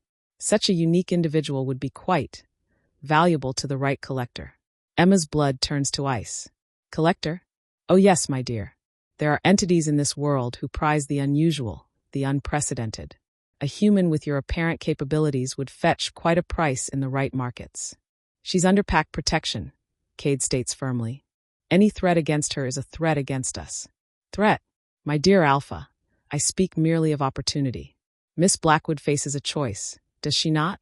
Transform or remain vulnerable to every supernatural creature drawn by her growing reputation. Victor's pale eyes fix on Emma with laser intensity. I offer a third option. Which is? Emma asks, though she dreads the answer. Join my coven. Accept the vampire's gift. Immortality, power, protection from the very threats that currently hunt you. Victor spreads his hands as if offering the world. You would retain your humanity in all the ways that matter while gaining the strength to defend yourself. The suggestion hits Emma like a physical blow. Become a vampire? The idea is so alien, so horrifying, that she can barely process it. She's not interested, Cade says flatly. I wasn't asking you, puppy. Victor's voice turns deadly cold. The choice belongs to the lady herself. Emma looks around at the faces surrounding her. Cade's protective fury, Sophia's concern, Rachel's tactical assessment of threat levels. All of them waiting for her to speak, to choose, to decide her own fate. Why? Emma asks Victor. Why make this offer? What do you gain? A powerful addition to my bloodline. A human who has already proven her courage and resourcefulness. Victor's smile returns. And the satisfaction of recruiting someone the werewolves thought was theirs. Vampirism isn't a gift, Sophia interjects. It's a curse. You'd lose your humanity completely, become a predator that feeds on human blood. Such propaganda, Victor sighs. Yes, dietary changes would be required. But immortality, superhuman abilities, freedom from the constraints of pack hierarchy. Surely these benefits outweigh minor inconveniences. Minor inconveniences like becoming a monster, Rachel adds grimly. Victor laughs, the sound like breaking crystal. Monster? My dear wolves, you transform into beasts under the full moon. You're hardly in a position to judge. Emma stands slowly, her mind racing. 3 impossible choices now. Remain human and vulnerable, become a werewolf bound by pack law, or embrace vampirism with all its dark implications. I need time to think, she says. Of course, Victor agrees smoothly. Though I should mention, my offer expires with tomorrow's sunset. After that, other interested parties may be less diplomatic in their recruitment efforts. The thread is clear. Choose vampirism willingly, or face whatever supernatural creatures are gathering like vultures around her growing legend. Emma, Cade says quietly, you don't have to. Don't I? Emma cuts him off, frustration boiling over. Everyone keeps saying I have choices, but every choice leads to the same place, giving up my humanity to become something else. How is that really choosing anything? Victor watches their exchange with obvious interest. The human has a point, Alpha. Your protection comes with strings attached. Mine offers true freedom. The freedom to become an undead bloodsucker, Sophia retorts. The freedom to be powerful enough that no one dares threaten her again, Victor counters. Tell me, Miss Blackwood, which sounds more appealing, bowing to an Alpha's authority for eternity, or commanding your own destiny as a creature of the night? Emma looks at Cade, seeing the pain in his eyes. He wants to help her, to protect her, but his very nature, his need to lead, to control, to make decisions for the pack, is part of what's driving her away. I said I need time to think, Emma repeats firmly. Both of you. Victor bows again. Until tomorrow's sunset, then. I'll be waiting. He turns and walks back toward the forest, each step unnaturally graceful. At the tree he pauses. Oh, and Miss Blackwood? You might want to decide quickly. I'm not the only supernatural creature who knows where to find you. With that ominous parting shot, he disappears into the gathering darkness. Emma sinks back onto the porch steps, her head in her hands. 3 days ago, her biggest concern was documenting wolf pack behavior. Now she's choosing between becoming a werewolf, a vampire, or remaining human long enough for something even worse to kill her. Emma, Cade says softly, settling beside her. We'll figure this out. Will we? Emma looks up at him, seeing her own desperation reflected in his green eyes. Because from where I'm sitting, it looks like I'm going to lose myself no matter what I choose. In the distance, something howls, long and mournful and somehow familiar. But whether it's calling to her or warning her away, Emma can no longer tell. Chapter 11, Emma. Emma wakes to the sound of her phone buzzing insistently on the nightstand. The digital clock reads 3:17 a.m., and for a moment she's disoriented, caught between dreams of fangs and claws and the reality of her impossible situation. The caller ID shows her editor's number. Emma frowns, checking the time zone difference.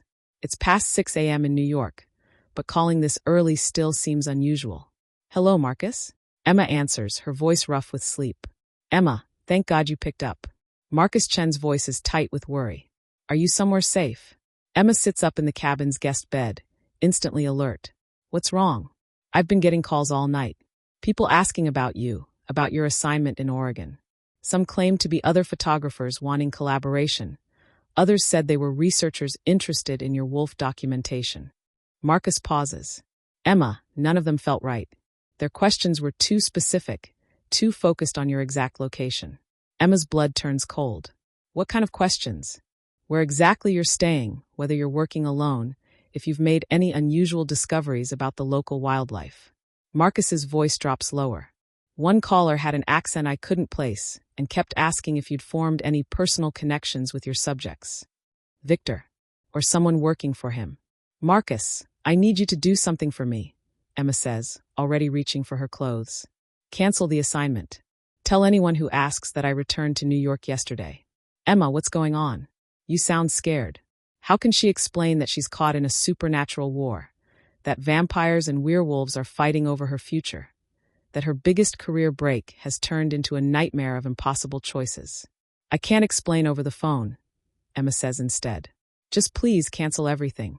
And Marcus, don't give anyone my location. Not under any circumstances. She hangs up before he can ask more questions and quickly dresses. In the main room, she finds Cade sitting by the dying fire, his eyes reflecting the amber light like a wolf's. Couldn't sleep either, he asked. My editor's been getting calls about me all night, Emma explains, settling beside him on the couch. People looking for my location. Cade's expression hardens. Victor's spreading the word, making sure other interested parties know where to find you. Other interested parties? Vampires aren't the only supernatural creatures who collect unusual humans, Cade says grimly. There are fake courts that keep human pets, demon cults that sacrifice people with special abilities, and entities I don't even have names for. Emma pulls her knees to her chest, suddenly feeling very small. This is really happening, isn't it? I'm actually being hunted by monsters.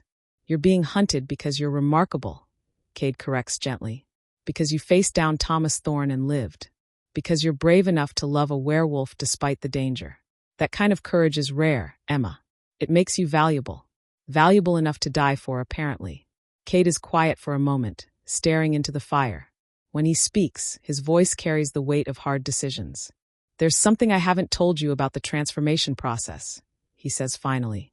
Emma looks at him, seeing reluctance in every line of his body. What now? The ritual. It's not guaranteed to work.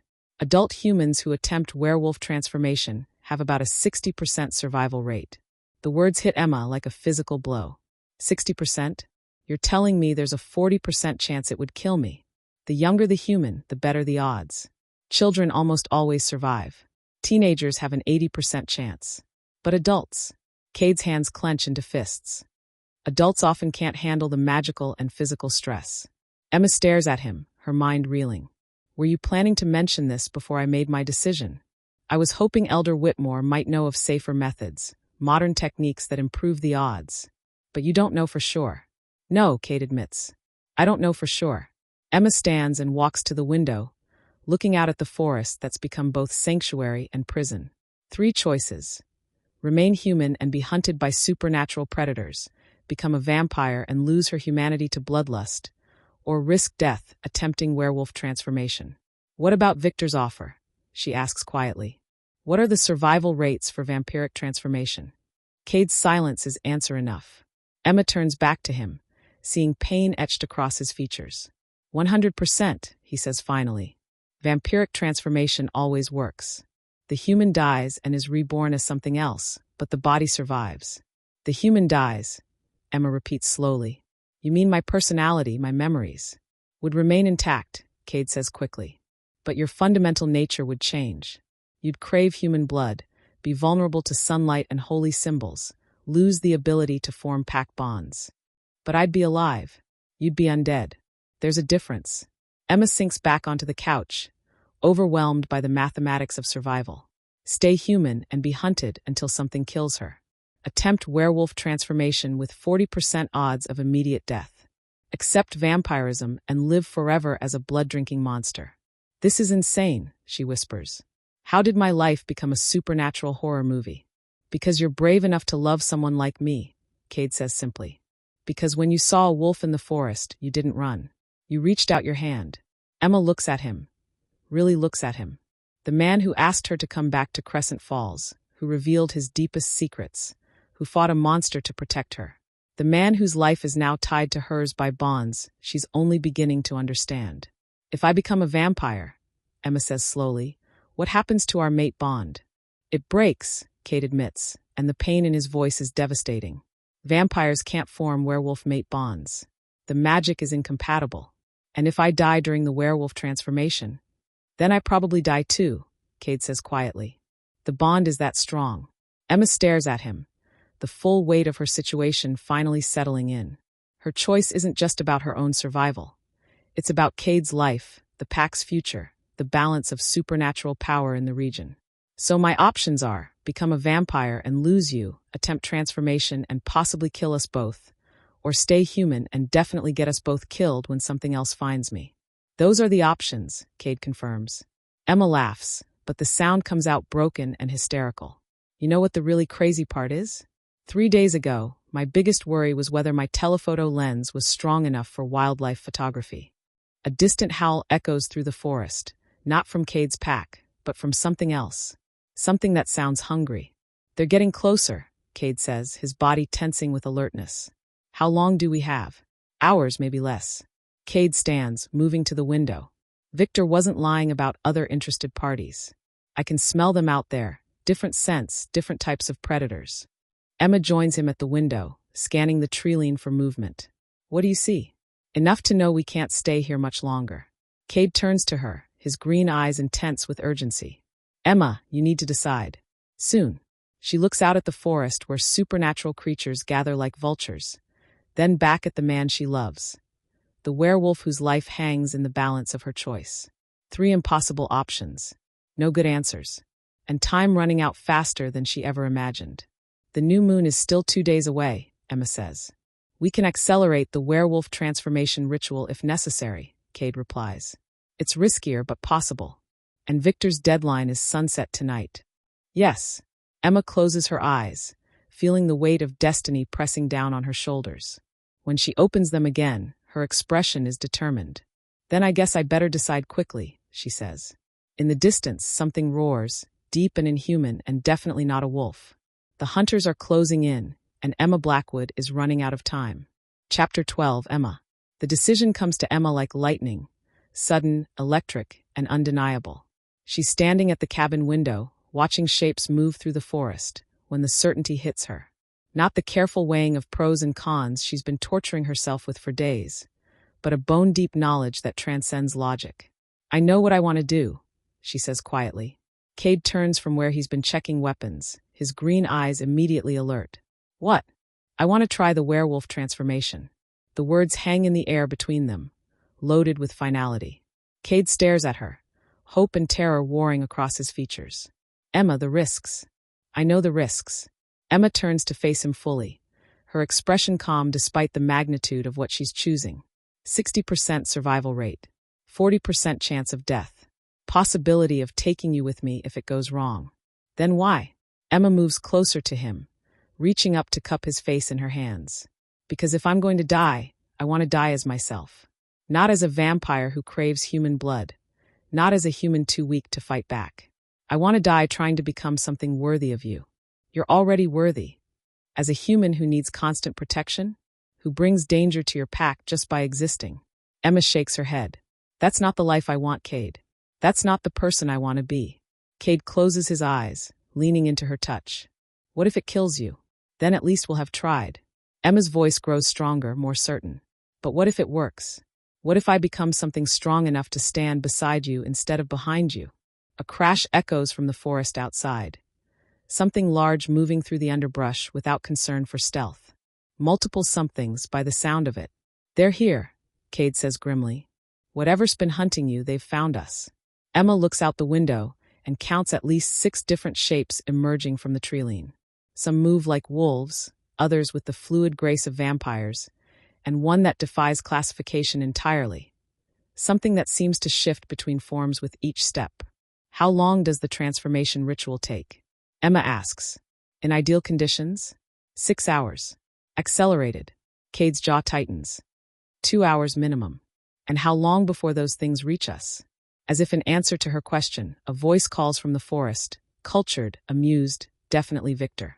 Miss Blackwood. The vampire's voice carries easily across the distance. I've brought friends to meet you. Such interesting creatures, all eager to make your acquaintance. 20 minutes, Cade says quietly. Maybe less. Emma nods, surprising herself with how calm she feels. The panic and indecision of the past few days has crystallized into clear purpose.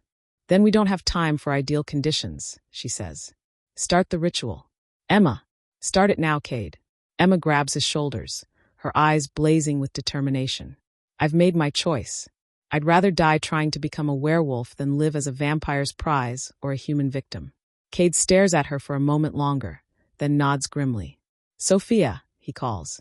His sister appears from the back room, where she's been monitoring radio communications with the pack. They're moving, she reports.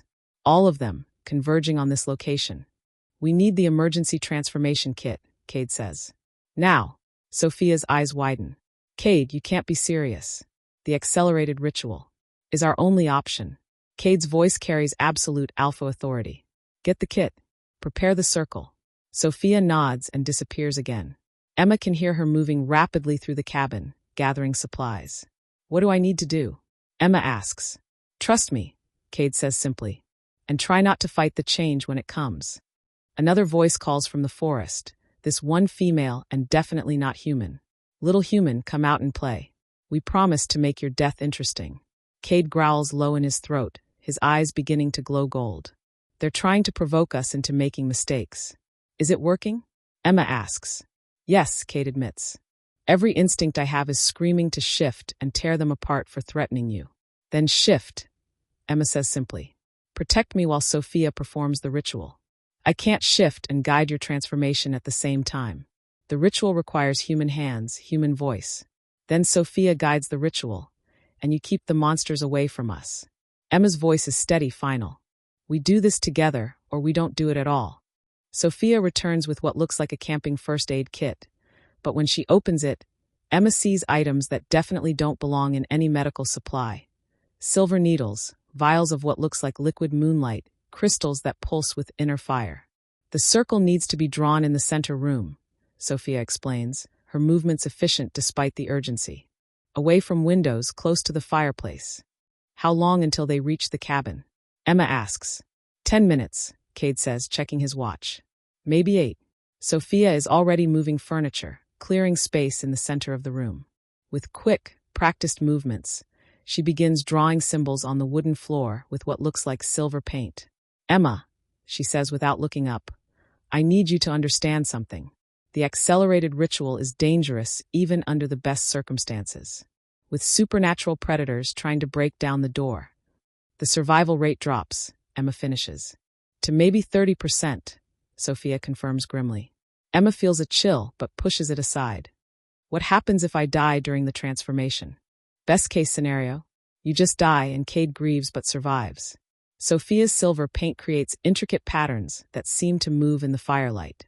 Worst case, the incomplete transformation tears apart both your souls, and you both die screaming. Sophia, Cade warns. She deserves to know, Sophia snaps. Emma, if you want to change your mind. I don't. Emma steps into the center of the circle Sophia has drawn. I've made my choice. A howl echoes from right outside the cabin, close enough to rattle the windows. It's answered by a snarl that doesn't come from any earthly throat. They're here, Cade says. He looks at Emma one last time, his green eyes full of love and terror. Whatever happens, remember that you are the strongest person I've ever known. Emma nods, then lies down in the center of the silver circle. The symbols around her begin to glow with soft light, and she feels power gathering in the air like an approaching storm. Begin, she says. Sophia kneels beside her, silver needles gleaming in her hands. This is going to hurt, she warns. Outside, something crashes against the cabin door. Wood splinters. Victor's laughter drifts through the walls. Do it, Emma says. Sophia plunges the first needle into Emma's arm, and lightning explodes through her nervous system. The transformation has begun, and outside, the monsters start trying to break down the door. Chapter 13, Emma. Pain beyond description. That's Emma's first coherent thought as the transformation begins. The silver needles in her arms burn like liquid fire, sending waves of agony through her nervous system. But beneath the pain, she feels something else, power, ancient and wild, flowing into her bloodstream like molten gold. Around her, the silver circle blazes with light that has nothing to do with the fireplace. Sophia's voice rises in a chant Emma doesn't recognize, words in a language that predates human civilization. The sounds seem to resonate in her bones, changing her from the inside out. Hold on, Sophia whispers between verses. Don't fight it. Let it take you. Emma tries to respond, but her voice comes out as a strangled gasp. Every muscle in her body is contracting, reshaping, preparing for something her human form was never designed to accommodate. The cabin door explodes inward. Victor stands in the doorway, his pale features twisted with rage. Behind him, Emma glimpses the creatures that have been hunting her. Things with too many teeth, eyes that glow like coals, forms that shift between human and animal and something else entirely.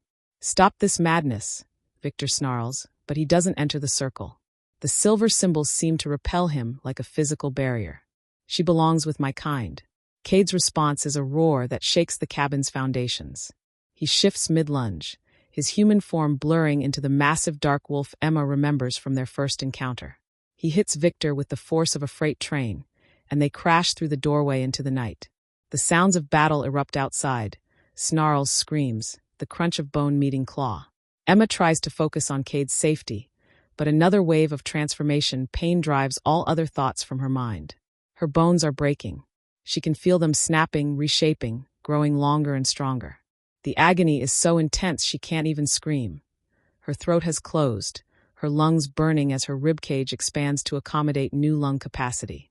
Breathe through it, Sophia commands, her voice steady despite the chaos around them.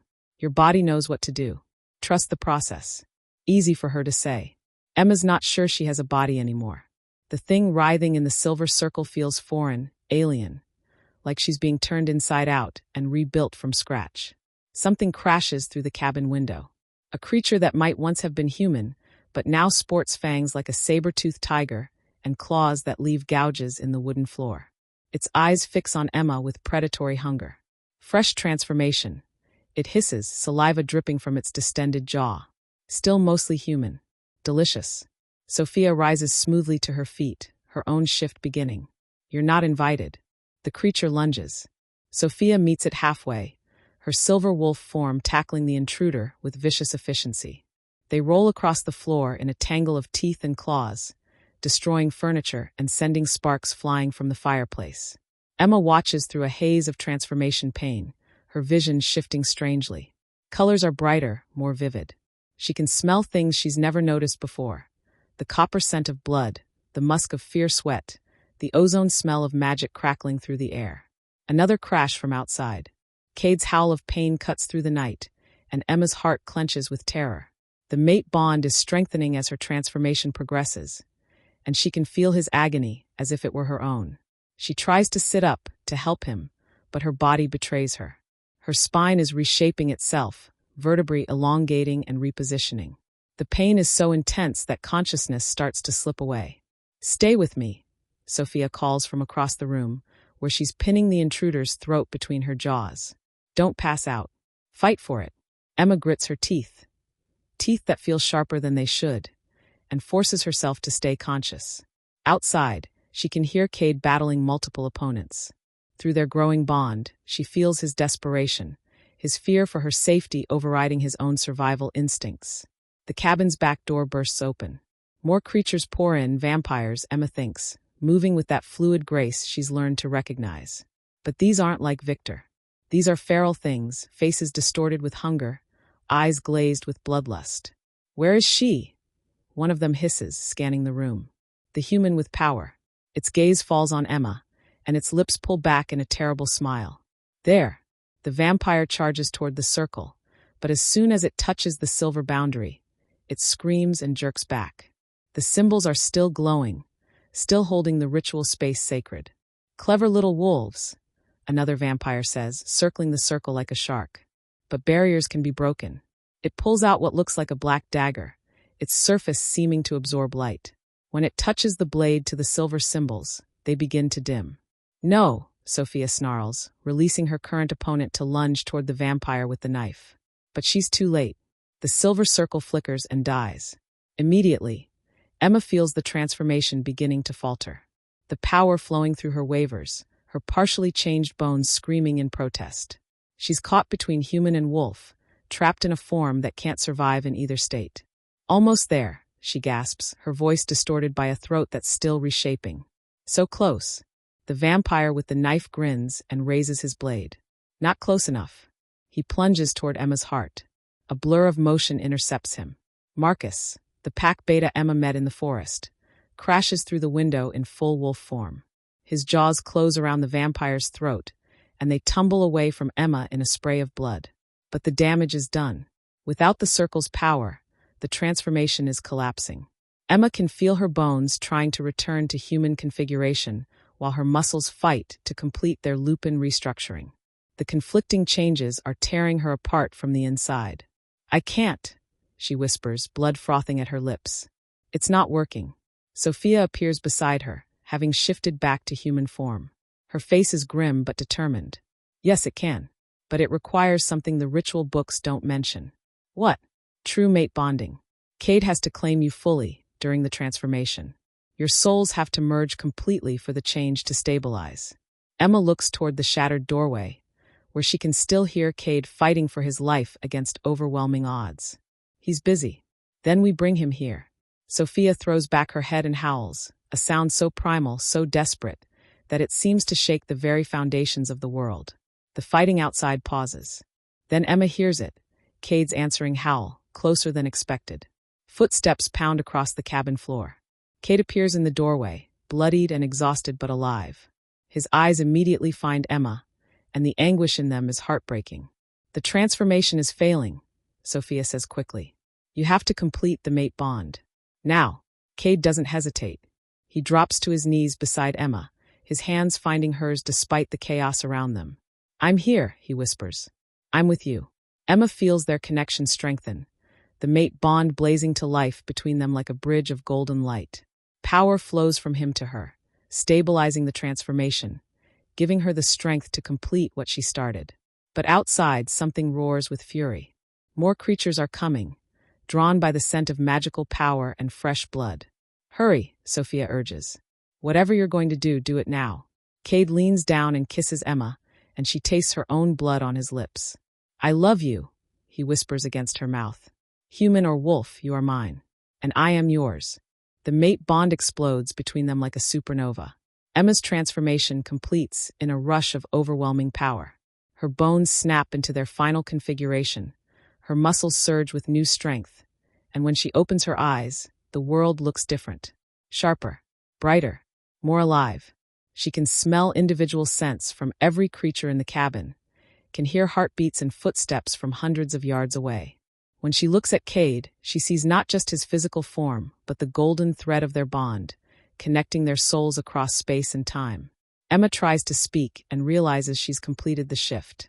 She's lying in the remains of the silver circle as a wolf, smaller than Cade but sleek and powerful, her fur a deep russet brown that catches the firelight. She's alive. She's transformed. She's survived. And judging by the sounds outside, they're about to be overrun by the creatures that have been hunting her. Emma looks at Cade and Sophia, then toward the shattered doorway where shapes are moving in the darkness.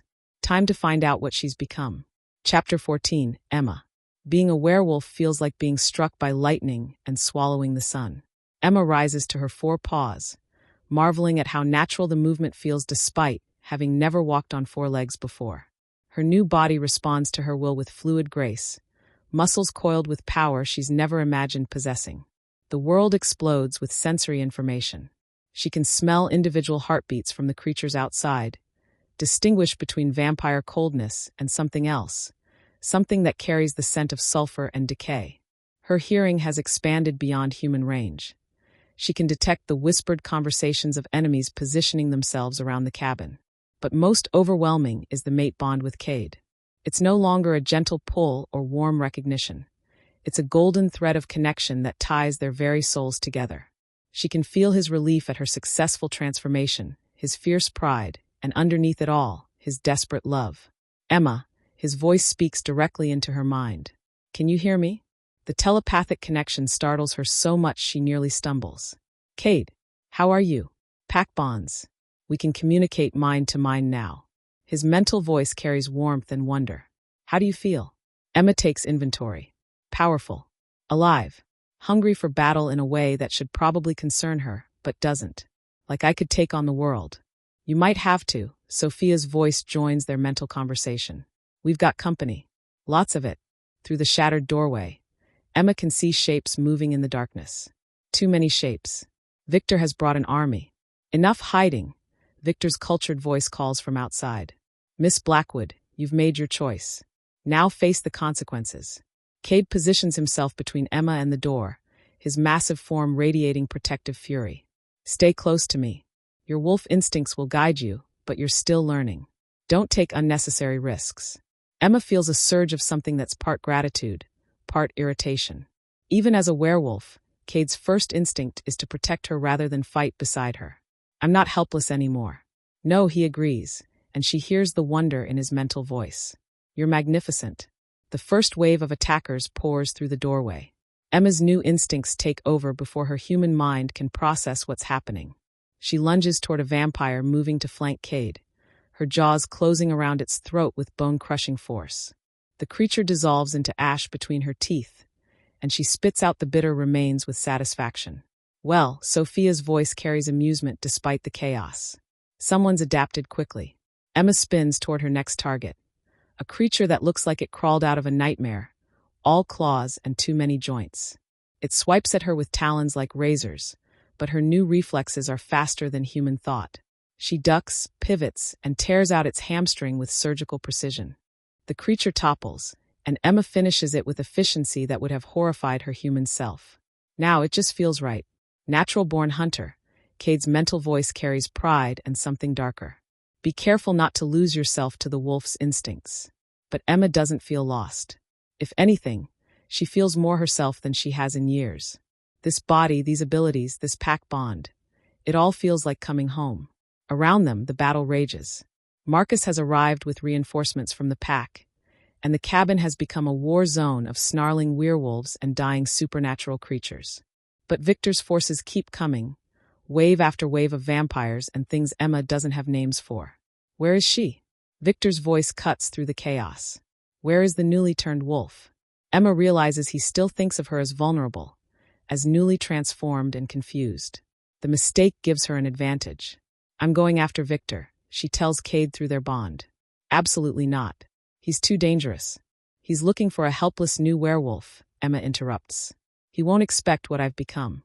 Before Cade can protest further, Emma melts into the shadows at the edge of the room. Her new wolf senses guide her through the chaos, around fighting pairs and toward the doorway where Victor waits. She can smell his arrogance, his certainty that this battle will end with Emma as his prize. The vampire has positioned himself away from the main fighting, probably expecting his minions to deliver her once the pack is overwhelmed. Emma circles wide, using furniture and debris as cover. Her paws make no sound on the cabin floor. Werewolf stealth is apparently supernatural in nature. Victor stands silhouetted in the doorway, his pale features illuminated by the firelight behind him. He's beautiful in the way apex predators often are, but Emma sees past the aesthetic to the cold calculation underneath. Enough, Victor calls to his forces. Bring me the girl. I grow tired of this game. Emma gathers herself to spring. Every muscle in her new body coils with deadly purpose. Looking for me, she says. Victor spins, and his expression shifts from boredom to shock as he takes in her transformed state. Impossible.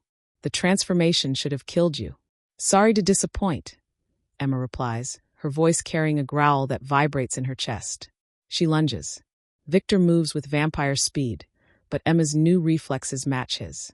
They collide in the doorway, tumbling out into the night in a tangle of claws and fangs. The vampire is stronger than the creatures she faced in the cabin, enhanced by centuries of existence. His claws rake across her ribs, drawing blood and pain. But Emma has advantages he doesn't expect. Pack training flowing into her mind through her bond with Cade, instincts honed by thousands of years of werewolf evolution. She rolls with his attack, using his momentum against him, and comes up with her jaws clamped around his wrist. Vampire bones crack under the pressure of her bite. Victor snarls in pain and fury, backhanding her with his free hand. The blow sends Emma flying across the clearing, but she twists midair and lands on her feet. You're stronger than expected, Victor admits, circling her warily. But strength isn't everything, child. He's right. Emma can feel her inexperience like a weight. She knows how to fight with these new abilities, but Victor has centuries of combat knowledge. Emma, Cade's voice echoes in her mind. I'm coming. No, she replies firmly. This is my fight. Victor lunges again, and this time Emma is ready. Instead of meeting his attack head-on, she dives low, going for his legs. Vampires are top-heavy. All that supernatural strength concentrated in their upper bodies. Her tackle sends Victor crashing to the ground. Before he can recover, Emma pins him with her weight and closes her jaws around his throat. Yield, she growls, her teeth dimpling his pale skin. Victor's laugh is like breaking glass. You think you've won? Child, I am merely the first. Word of your transformation will spread through every supernatural community on the continent. They will all want to test themselves against the human who became a werewolf. Emma presses her teeth deeper, drawing a thin line of blood. Then they'll learn the same lesson you have. And what lesson is that? Emma's eyes meet his, golden wolf gaze burning with newfound confidence. That I'm not human anymore. She bites down. Victor dissolves into ash beneath her. Centuries of existence ending in a matter of seconds. Emma rises, shaking vampire dust from her fur, and surveys the clearing. The battle is winding down. Supernatural creatures fleeing into the forest as Cade's pack drives them back. It's over. Cade's mental voice carries relief and awe. You did it. Emma looks around at the aftermath of the battle, at the pack members checking each other for injuries, at the cabin that will need significant repairs. A week ago, this would have been a scene from her worst nightmares. Now it just looks like home. Not over, she replies, thinking of Victor's warning about other supernatural creatures who will come seeking her. Just beginning. But for the first time since returning to Crescent Falls, Emma isn't afraid of what's coming. She has a pack, a mate, and abilities she's only beginning to understand. Let them come. She'll be ready. Chapter 15, Emma. 1 week after the battle, Emma stands in the Morrison family's main lodge, surrounded by werewolves who still look at her like she's a miracle. The transformation has settled into her bones now, no longer the overwhelming sensory explosion of those first days. She can shift between human and wolf form at will, though she prefers her wolf shape. The world makes more sense when experienced through supernatural senses. The council has officially recognized your transformation, Elder Whitmore announces, reviewing documents spread across the massive oak table. Emma Blackwood is now registered as a member of the Crescent Falls Pack, with all the rights and responsibilities that entails. Emma nods, though she's still learning what those responsibilities involve. Pack law is complex, full of traditions and hierarchies that date back centuries. As Cade's mate, she technically shares his alpha authority, but she's too new to the supernatural world to fully understand what that means. There's also the matter of your unique status, Whitmore continues. Adult humans who successfully undergo werewolf transformation are unprecedented. The council is very interested in studying how this was possible. Studying me, you mean? Emma says. With your permission, yes. Your case could revolutionize our understanding of supernatural genetics. Emma exchanges a glance with Cade, who's been increasingly protective since the transformation. The mate bond means they can feel each other's emotions constantly now. His concern for her well-being is a warm presence in the back of her mind. What kind of studying? Cade asks, his voice carrying alpha authority. Blood samples, magical resonance testing, genealogical research into Miss Blackwood's background, Whitmore explains. All voluntary, of course, but potentially valuable for future transformations. Emma considers this. The idea of being a supernatural test subject isn't appealing, but if her experience could help other humans facing impossible choices. I'll think about it, she says finally. A knock at the lodge door interrupts the discussion. Sophia enters, her expression grim. We have visitors, she announces. 3 cars just pulled up the main drive. Government plates. Cade immediately tenses. Federal? FBI from the look of it. And they're asking for Emma specifically. Emma's stomach drops. How could they possibly know? The vampire attack made the news, Sophia explains.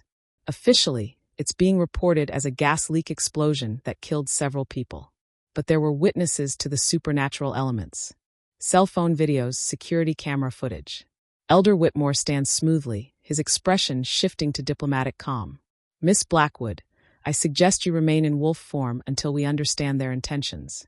Government agencies have mixed reactions to discovering our existence. Emma nods and shifts, her human form blurring into russet fur and 4 legs. The transformation is effortless now, as natural as breathing. Through the lodge's front windows, she can see 3 black SUVs parked in the circular drive. Men and women in dark suits are emerging, their movements coordinated and professional. Emma's enhanced hearing picks up their conversation. Confirmed supernatural activity at this location. Witnesses report seeing people transform into animals. National security implications are significant. Cade's hand settles on Emma's neck, his fingers threading through her fur. The contact is comforting, grounding her through the spike of anxiety. Whatever happens, his mental voice is steady, reassuring. We handle it together. The front door opens. A woman in her 40s enters, her steel-gray hair pulled back in a severe bun. Her badge identifies her as Agent Sarah Martinez, and her eyes scan the room with sharp intelligence. Elder Whitmore, she says, her tone respectful but firm.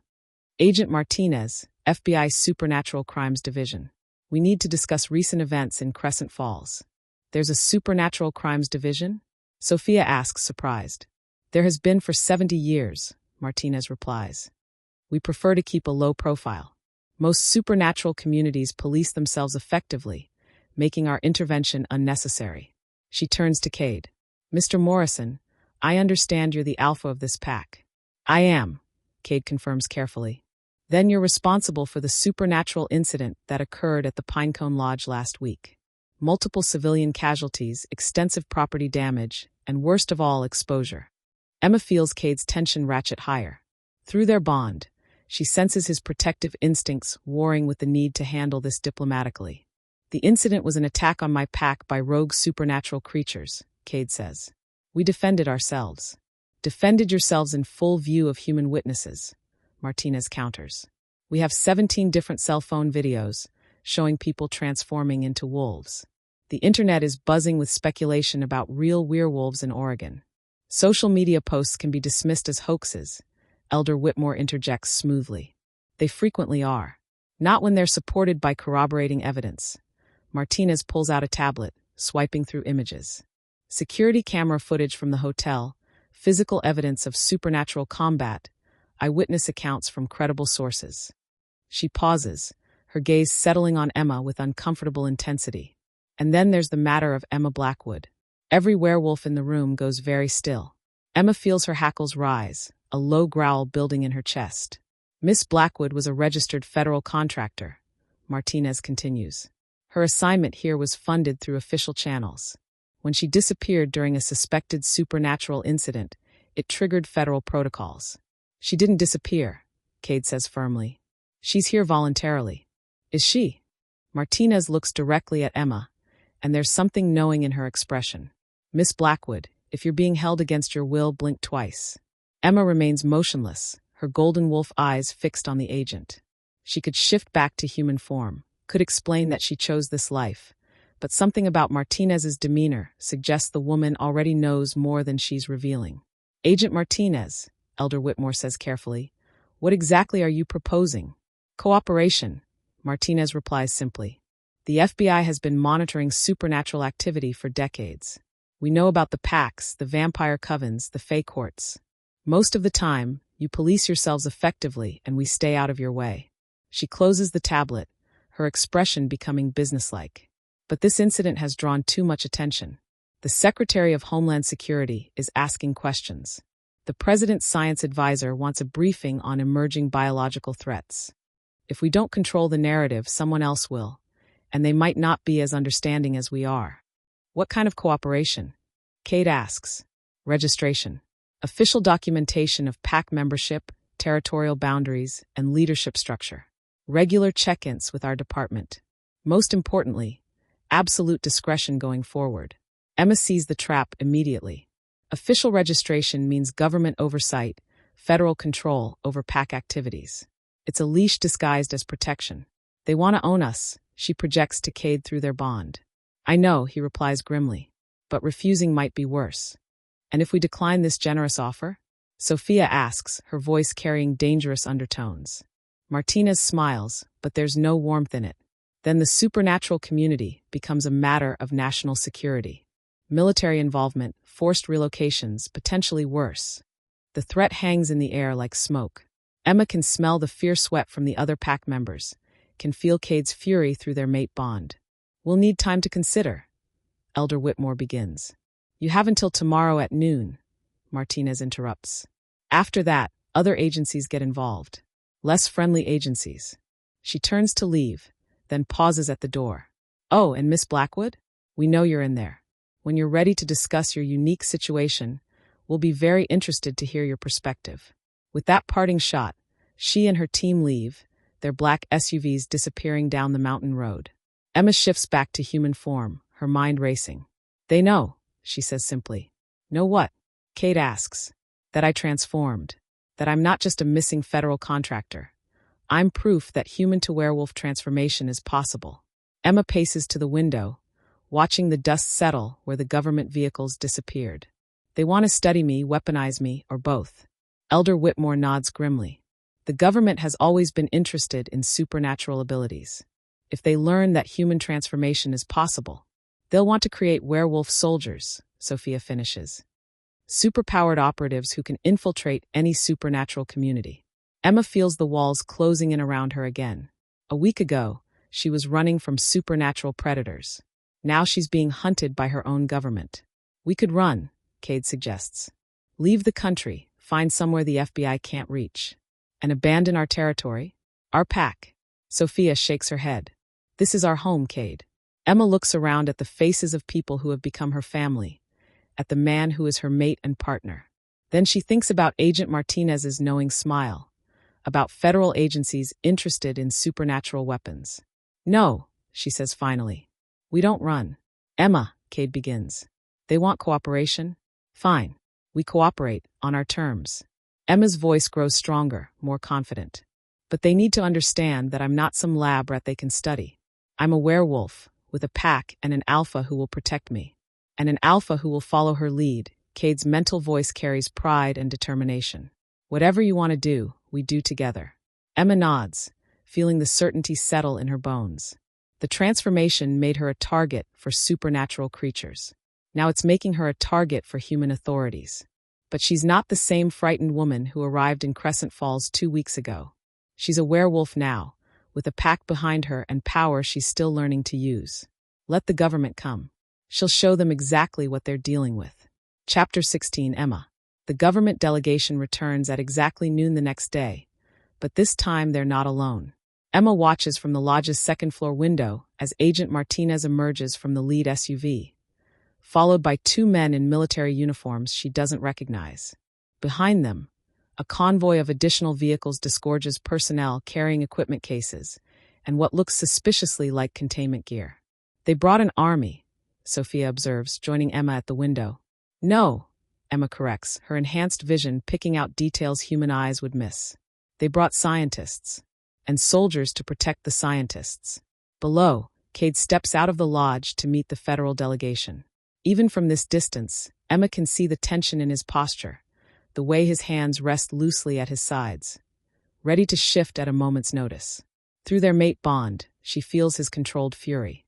The government's show of force is a deliberate insult, a demonstration that they consider the pack a threat to be contained rather than citizens to be negotiated with. I'm coming down, Emma projects through their connection. Stay upstairs, Cade replies immediately. Let me handle this. No. Emma's mental voice carries absolute certainty. They're here because of me. I handle it. She can feel Cade's protective instincts warring with his recognition that she's right. After a moment, his mental presence settles into reluctant agreement. Together, he concedes. We handle it together. Emma shifts to wolf form and pads downstairs, emerging from the lodge as Agent Martinez approaches Cade. The federal agent's eyes immediately lock onto Emma, and her expression shifts to one of scientific fascination. Miss Blackwood, Martinez says warmly, as if greeting an old friend. Thank you for joining us. Emma shifts back to human form, ignoring the way several soldiers immediately adjust their positions. Let them be nervous. Fear might actually work in the pack's favor. Agent Martinez, Emma replies coolly. Interesting entourage you've brought. Just some colleagues eager to meet you. Martinez gestures to the men beside her. Colonel Harrison, Army Research Division. Dr. Chun, Centers for Disease Control. Emma notices that neither man offers to shake hands, maintaining careful distance. They're afraid of her, she realizes. Afraid of contamination, transformation, or simply her supernatural abilities. The knowledge is intoxicating. Let's cut to the chase, Emma says, stepping closer to the federal delegation. Several soldiers shift uneasily. You're here because you want to study me. Figure out how human-to-werewolf transformation works. Maybe try to replicate it. The scientific implications are extraordinary, Dr. Chin admits, his eyes bright with curiosity. If we could understand the biological mechanisms, you could create werewolf soldiers, Emma interrupts. Superpowered operatives immune to most conventional weapons, capable of supernatural healing and enhanced physical abilities. Colonel Harrison's poker face doesn't slip, but Emma catches the slight tightening around his eyes. Confirmation enough. Miss Blackwood, Agent Martinez intervenes smoothly. I think you misunderstand our intentions. This is purely scientific research. Bullshit. Emma's blunt response makes several of the federal personnel flinch. You're military and intelligence. Everything you do has weapons applications. She begins pacing, letting her movements carry a predatory grace that emphasizes her non-human nature. The effect on the government delegation is immediate. They cluster closer together, hands drifting toward concealed weapons. Here's what's going to happen, Emma continues, her voice carrying the authority she's learned from watching Cade lead the pack. You want information about werewolf transformation? You get it on our terms, in our territory, with our oversight. Miss Blackwood, Colonel Harrison begins. I'm not finished. Emma's eyes flash gold, just for a moment. Just enough to remind them what they're dealing with. Any research happens here, with pack witnesses present. No blood samples leave this mountain. No werewolves are taken for additional study. And if any government agency attempts to forcibly recruit supernatural creatures for military purposes, this cooperation ends immediately. Agent Martinez exchanges glances with her colleagues. Those terms are quite restrictive. They're non-negotiable, Cade says, moving to stand beside Emma. His presence amplifies her authority. Two alphas presenting a united front. And if we refuse? Colonel Harrison asks. Emma smiles, and she knows it's not entirely human. Then you learn nothing. And every supernatural community in North America hears about the U.S. government's hostile intentions toward our kind. The threat hangs in the air like smoke. Emma can smell the fierce sweat from the human delegation, can hear their elevated heart rates. They came here expecting to intimidate a frightened woman. Instead, they're facing something they don't understand and can't control. Dr. Chin clears his throat nervously. Perhaps we could begin with a simple interview? Just basic questions about the transformation process. Emma considers this. Information sharing on her terms might actually benefit both sides, and it would give her insight into how much the government actually knows about supernatural creatures. One interview, she agrees. Here now with witnesses. Recorded on both sides. Agent Martinez nods slowly. Acceptable. 20 minutes later, Emma sits across from Dr. Chun in the lodge's main room, surrounded by PAC members and federal personnel. 2 recording devices sit on the table between them. One official government issue, one belonging to Elder Whitmore. For the record, Dr. Chun begins, you are Emma Blackwood, age 26, formerly employed as a wildlife photographer? Correct. And you underwent voluntary transformation from human to werewolf approximately 1 week ago? Yes. Dr. Chun leans forward, his scientific curiosity overriding his nervousness. Can you describe the physical sensation of transformation? Emma thinks back to that night in the cabin, to the pain and power that rewrote her very existence. Like being struck by lightning and swallowing the sun, she says simply. More specifically, were there stages to the process? Identifiable biological markers. Emma glances at Cade, who nods slightly. Basic information won't compromise PAC security. Bone restructuring first, Emma explains. Then muscle development and nervous system enhancement. The entire process took about 2 hours, but accelerated transformation can be faster. Accelerated how? Emergency PAC bonding.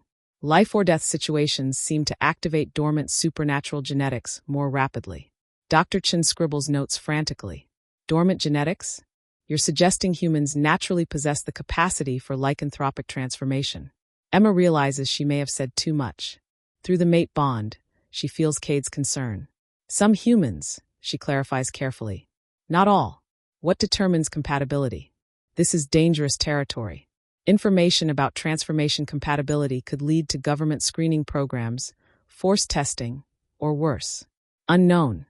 Emma lies smoothly. The process is still largely mysterious, even to werewolves. Dr. Chen's disappointment is obvious, but Agent Martinez looks skeptical. The federal agent is smarter than the scientist, more aware of when information is being withheld. Miss Blackwood, Martinez says quietly. Full cooperation includes honest answers to legitimate scientific questions. And honest answers include admitting when we don't have complete information, Emma replies. Werewolf transformation isn't a science experiment, Agent Martinez. It's a magical process we're still learning to understand. The word magical makes several of the government personnel shift uncomfortably. Emma realizes that while they accept the existence of werewolves, they're not ready to acknowledge that magic itself is real. Colonel Harrison speaks for the first time since entering the lodge. Miss Blackwood, are there other humans in your area who might be compatible for transformation? The question sends ice through Emma's veins. This is what she feared. The military looking for potential recruits. No, she says firmly. The transformation that created me was unique circumstances, unlikely to be repeated. But possible to be repeated, Harrison presses. Emma meets his gaze steadily. Not without destroying the person in the process. I survived because of the mate bond with an alpha. Without that stabilizing influence, transformation attempts are usually fatal. It's mostly true. The mate bond did stabilize her transformation. But she leaves out the crucial detail about PAC loyalty and supernatural genetics that actually determine compatibility. Dr. Chun looks up from his notes. Could the mate bond be artificially induced? Created through medical or technological intervention? No. Cade speaks for the first time since the interview began. Mate bonds are soul-deep connections. They can't be faked or forced. Agent Martinez studies them both with calculating eyes. This mate bond, it's exclusive? Permanent? Yes, Emma confirms. 1 mate per werewolf, bonded for life. And it grants the human partner privileges within the PAC structure? Emma realizes where this line of questioning is heading. The government is looking for ways to infiltrate PAC hierarchies, to place human agents in positions of supernatural authority. It grants responsibilities, Emma corrects. Obligations to protect the PAC, follow PAC law, maintain supernatural secrecy. Secrecy that you've already compromised, Colonel Harrison points out.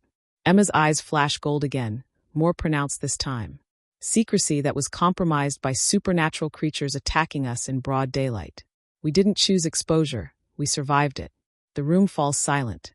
Emma can feel the tension building, Human nervousness meeting supernatural power in an increasingly volatile combination. Finally, Agent Martinez stands. "I think that's enough questions for today," she says diplomatically. "We've learned quite a lot." Too much, Emma thinks. But at least she's learned about their intentions in return. "The interview recordings will be analyzed by our specialists," Martinez continues. "We may have follow-up questions. Any follow-up happens here," Emma states firmly. "On PAC territory with PAC oversight." Martinez nods, but her smile doesn't reach her eyes. "Of course. Miss Blackwood, thank you for your cooperation." As the government delegation prepares to leave, Dr. Chin approaches Emma one last time. "Miss Blackwood," he says quietly, "you're a remarkable individual. The scientific community would be fascinated to study your transformation in detail." "The scientific community will have to settle for what they get here," Emma replies. "I'm not a lab rat, Dr. Chin. I'm a person who made a choice about her own life." "But such an important choice," Dr. Chin presses. "The implications for human evolution, for our understanding of biology and genetics, are secondary to my right to live freely," Emma interrupts. "Don't mistake my cooperation for submission, Doctor. I'm helping because it benefits my pack. The moment it stops benefiting us, the cooperation ends."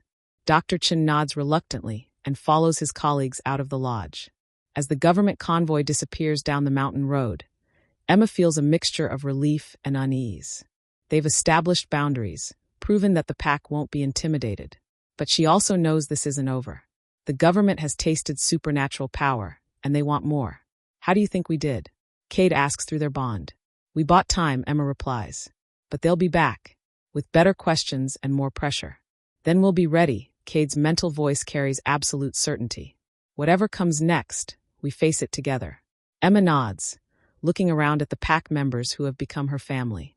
They've all chosen to stand with her against impossible odds. First supernatural threats, now government pressure. But she's not the same frightened woman who arrived in Crescent Falls weeks ago. She's a werewolf now, with a pack behind her and power she's still learning to use. Let the government come with their questions and their schemes. She'll show them exactly what they're dealing with. And if they try to turn her into a weapon, they'll learn that some wolves bite back. Chapter 17, Emma. 3 weeks after the government interview, Emma discovers she's being watched. Not by federal agents this time. Her supernatural senses would detect their clumsy surveillance immediately. This is something subtler, more patient. Something that knows how to hide from werewolf perception. She first notices it during her morning run through the forest. A prickle between her shoulder blades. The feeling of being observed by eyes she can't locate. When she stops to investigate, casting about with her enhanced senses, she finds nothing. No scent, no heartbeat, no disturbance in the natural rhythm of the woods. But the feeling persists. "You're being paranoid," Sophia tells her over lunch at the lodge. "The government interview went well. We've had no further supernatural threats. You're finally safe to live a normal werewolf life." "Normal werewolf life," Emma repeats, testing the phrase. "Is there such a thing? More normal than what you've been living," Cade points out, settling beside her with his own plate. Through their mate bond, she feels his contentment, the deep satisfaction of having his pack safe and his mate healthy. But Emma can't shake the feeling that something is coming. Call it photographer's instinct or newfound supernatural awareness. But danger prickles at the edges of her consciousness like an approaching storm. Her phone buzzes with a text from an unknown number. "We need to talk. Tonight. Midnight. The old oak where you first shifted. Come alone. A friend." Emma stares at the message, ice forming in her stomach. Only pack members know about the oak tree where her transformation was completed. Only pack members know she can read pack-related texts without Cade seeing them through their bond. "Who is it?" Cade asks, noticing her expression. Emma shows him the message. Instantly, every werewolf in the room goes alert, their relaxed postures shifting to predatory readiness. "Trap," Marcus says immediately. "Has to be. Or someone who needs help," Emma counters, though she doesn't believe it herself. "Someone who knows intimate details about our pack and your transformation," Sophia points out grimly. "That's a very short list of people." Emma counts them mentally. The pack members present during her transformation, Elder Whitmore, Dr. Chun, Agent Martinez. None of them would send anonymous messages requesting secret meetings. "I should go," Emma says, surprising herself with the words. Absolutely not. Cade's alpha authority fills his voice. Unknown contact, isolated location, demand for secrecy. Every instinct I have says danger. Every instinct I have says answers, Emma replies. Someone knows things they shouldn't know. I need to find out who and why. Then we all go, Sophia suggests. Pack backup, coordinated approach. Emma shakes her head. The message specifically said come alone. If this is someone who needs help, a full pack response might scare them off. And if it's a trap, Cade asks, then I'll handle it. Emma's voice carries a confidence that surprises her. I'm not the same helpless human who arrived here weeks ago. I can take care of myself. The mate bond thrums with Cade's conflicted emotions, pride in her strength warring with his need to protect her. After a long moment, he nods reluctantly. You go, he decides. But not alone. I'll shadow you from a distance, close enough to help if things go wrong. And if they specifically wanted me alone because they're watching for backup, then they'll see what happens when someone threatens my mate. Cade's eyes flash gold with barely controlled fury. That night, Emma makes her way through the moonlit forest to the ancient oak where her human life ended and her werewolf existence began. The tree is massive, easily centuries old, its gnarled branches reaching towards stars that seem unusually bright. She shifts to wolf form automatically, her enhanced senses searching for any sign of her mysterious contact. The forest seems normal. Night hunters going about their business, small prey animals moving through underbrush, the distant sound of water over stones. But that prickle of observation returns, stronger now. Someone is definitely watching her. I'm here, Emma calls, shifting back to human form. Show yourself. Silence stretches for long moments. Then, from the shadows behind the oak, steps a figure that makes Emma's breath catch. It's herself. Not exactly. This woman is older, maybe early 30s, with silver streaking through hair the same russet brown as Emma's wolf fur. Her eyes carry a weariness that speaks of hard experience, and when she moves, it's with the fluid grace of someone comfortable with supernatural power. But the bone structure, the facial features, even the way she holds her shoulders, it's like looking into a distorted mirror. Hello, Emma, the woman says, her voice carrying a slight accent Emma can't place. My name is Emma Blackwood. I'm your sister. Emma's world tilts sideways. That's impossible. I don't have a sister. I was found as a baby, abandoned. Not abandoned, Elena corrects gently. Hidden. Our parents sent us away separately, hoping to keep us safe from the hunters who killed the rest of our family. Hunters. Government agents 26 years ago. They discovered our father's research into supernatural genetics, his attempts to document werewolf bloodlines. Elena's expression grows grim. They decided our family posed a national security threat. Emma stares at her supposed sister, mind reeling. That's why I could transform. Not because of the mate bond, but because I was already genetically compatible. You were born werewolf, Emma. The transformation just awakened what was already in your DNA.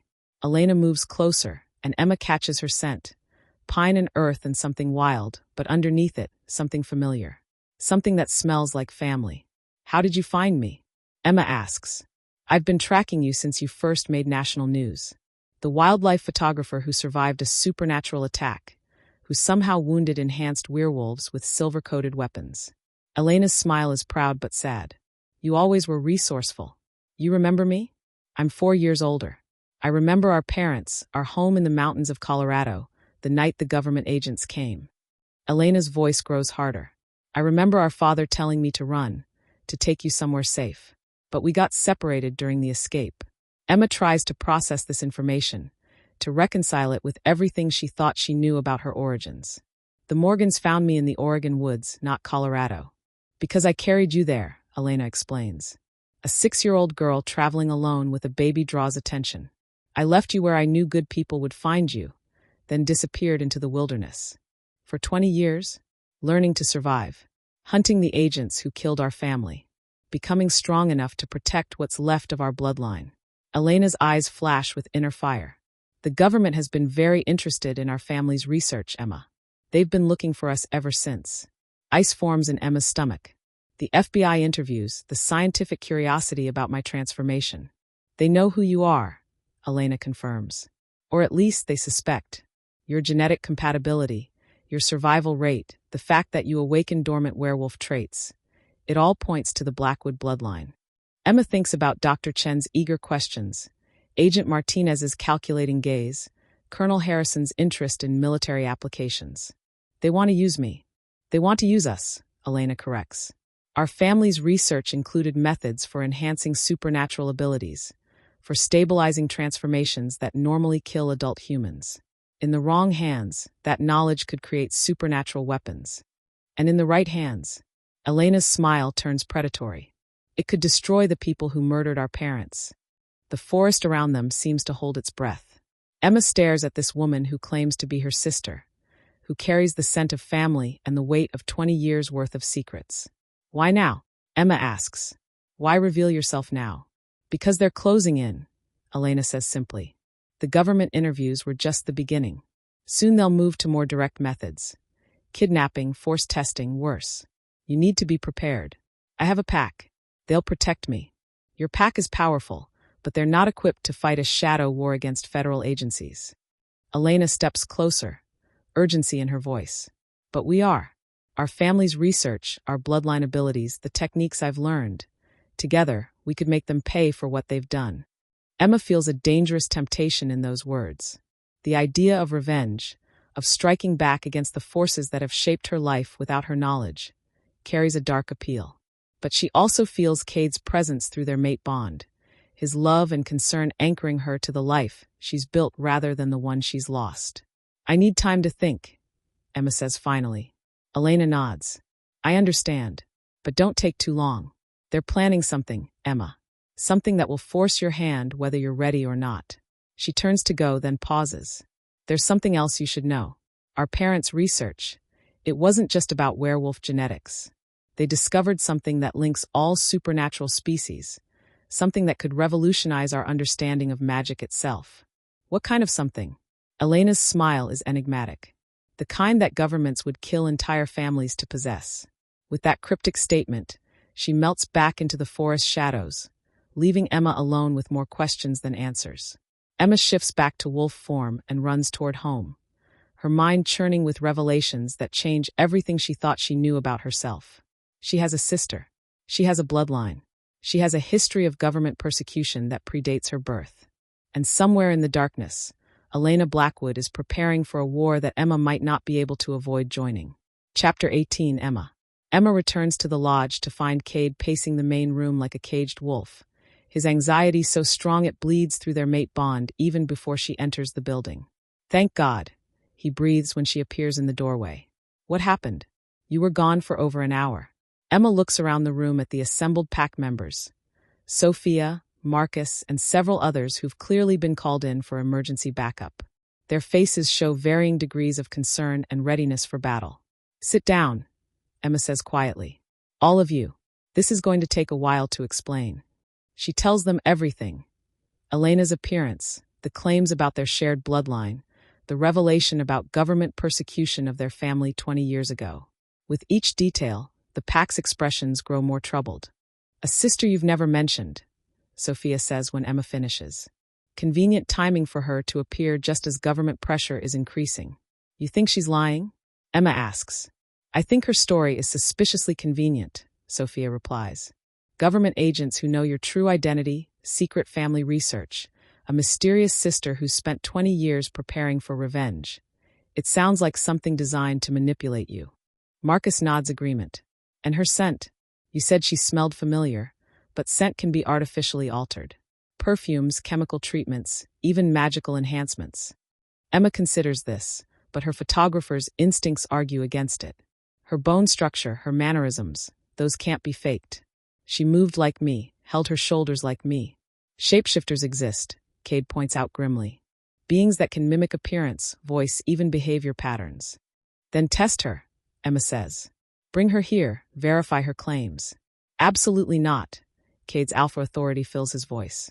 Unknown supernatural creature, potential government agent, possible shapeshifter. She's not setting foot on pack territory. Emma feels a flash of irritation at his protective dictates. She's my sister, Cade. She's someone claiming to be your sister, he corrects. There's a difference.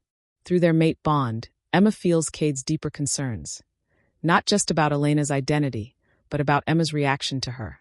The possibility of family, of belonging to something larger than the pack, carries a dangerous appeal that threatens the life they've built together. You're afraid I'll choose her over you, Emma realizes. Cade's silence is answer enough. Around them, the pack shifts uncomfortably, sensing the tension between their alphas. Cade, Emma says gently, the mate bond doesn't disappear because I have family. You're still my heart, my soul, my choice. But she's offering you answers, Cade replies quietly. About your past, your origins, your true nature. Things I can't give you. Emma moves closer to him, taking his hands in hers. She's offering me revenge. That's different from answers. Is it? If the government really did kill your parents, if they're planning to use you as some kind of weapon, then we deal with it as a pack, Emma interrupts firmly. Not as part of some 20-year vendetta. Sophia clears her throat diplomatically. There's another possibility we should consider. What if Elena is exactly who she claims to be, but her information is wrong? Wrong how? Emma asks. Government agencies excel at disinformation, at making people believe what serves their purposes, Sophia explains. Maybe Elena really is your sister, but the story about your parents, about their research, maybe that's what someone wanted her to believe. Marcus picks up the thread. If you're as valuable as she claims, creating a vengeful sister who could manipulate you into specific actions would be strategically useful. Emma feels a chill as the implications sink in. You think Elena is being used? I think someone wants you to make specific choices, Sophia says carefully. Whether that's Elena acting independently or Elena being manipulated, the result is the same. Pressure to act against the government rather than work with them. Which benefits whom? Emma asks. Anyone who wants to destabilize human supernatural relations, Cade answers grimly. Foreign governments, hostile supernatural factions, entities that thrive on conflict. Emma sinks into one of the lodge's leather chairs, overwhelmed by the layers of deception and manipulation surrounding her. Every choice seems designed to serve someone else's agenda. Cooperation with the government, revenge against the government. Even her transformation itself might have been anticipated or encouraged by unseen forces. How do we find out the truth? She asks. Carefully. Elder Whitmore's voice comes from the lodge entrance. The council member steps inside, his expression grave. And perhaps with resources beyond this pack's capabilities. Elder, Cade acknowledges respectfully. What brings you here so late? Reports of unusual supernatural activity in the area. A werewolf signature that doesn't match any known pack member. Whitmore's ancient eyes fix on Emma. I believe you've had an interesting evening, Miss Blackwood. Emma nods. You know about Elena. I know that someone claiming to be Elena Blackwood has been moving through supernatural communities for the past month, asking questions about you, gathering intelligence. Whitmore settles into a chair across from Emma. What I don't know is whether she's genuine or an elaborate deception. Can you find out? The council has resources. Genealogical records, historical documentation, witnesses from 26 years ago. Whitmore pauses. But that investigation will take time, and I suspect events are moving faster than our research can keep pace with. As if summoned by his words, Emma's phone buzzes with a text message. This time, the sender isn't anonymous. Agent Martinez. Emergency meeting required. Federal safe house compromised. Elena Blackwood in custody. They know everything. Meet me at the old logging road in 1 hour. Come armed. Emma shows the message to the room. The pack's reaction is immediate. Weapons appearing from concealed locations. Tactical discussions beginning in rapid whispers. Trap, Marcus says immediately. Obviously, Sophia agrees. But what kind of trap, and for whom? Cade studies the message with calculating eyes. If Elena really is in federal custody, they might be using her to flush out other members of her supposed family. If she's not who she claims to be, this could be a way to draw us into government hands. Or, Emma says quietly, Elena could genuinely need help, and Agent Martinez could be offering it. Based on what evidence? Cade asks. Martinez represents the same government agencies Elena claims killed your parents. Emma looks around at the faces of people who have become her family, seeing their love and concern and protective fury. They would follow her into any danger, face any threat to keep her safe. But they shouldn't have to. This began with her transformation, her choices, her decision to enter the supernatural world. If there are consequences to face, she should face them. I'm going, Emma says quietly. No. Cade's response is immediate and absolute. Not alone, not to meet unknown contacts, not when everything about this situation screams danger. Then what do you suggest? Emma asks. Ignore Elena's possible capture? Let whatever's happening play out without our involvement. I suggest we gather more information before we act. Elder Whitmore intervenes. Miss Blackwood, your impulse to help is admirable, but premature action could compromise not just yourself, but this entire pack. Emma nods, understanding the logic but feeling the pull of urgency. Every minute they spend deliberating is another minute Elena, if she's really her sister, spends in federal custody. How long for your investigation? Emma asks Whitmore. To verify identity and family connections? 48 hours minimum. And if Agent Martinez is telling the truth about Elena being in custody, then 48 hours might be too late, Whitmore admits grimly. Emma closes her eyes, feeling the weight of impossible choices. Trust Elena and risk being manipulated. Trust Martinez and risk walking into a government trap. Trust the council's investigation and risk losing her only family. Through the mate bond, she feels Cade's steady presence, his unwavering support regardless of what she decides.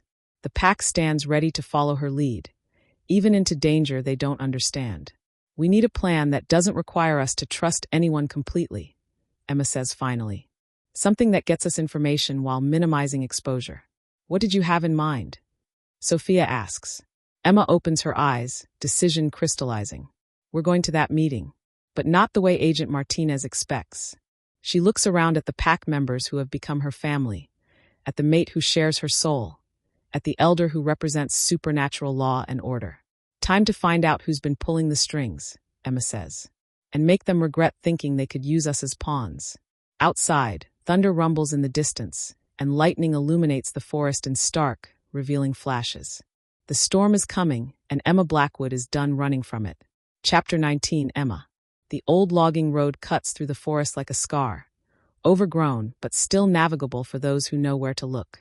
Emma crouches in the underbrush 50 yards from the designated meeting point, her wolf senses cataloging every scent and sound in the area.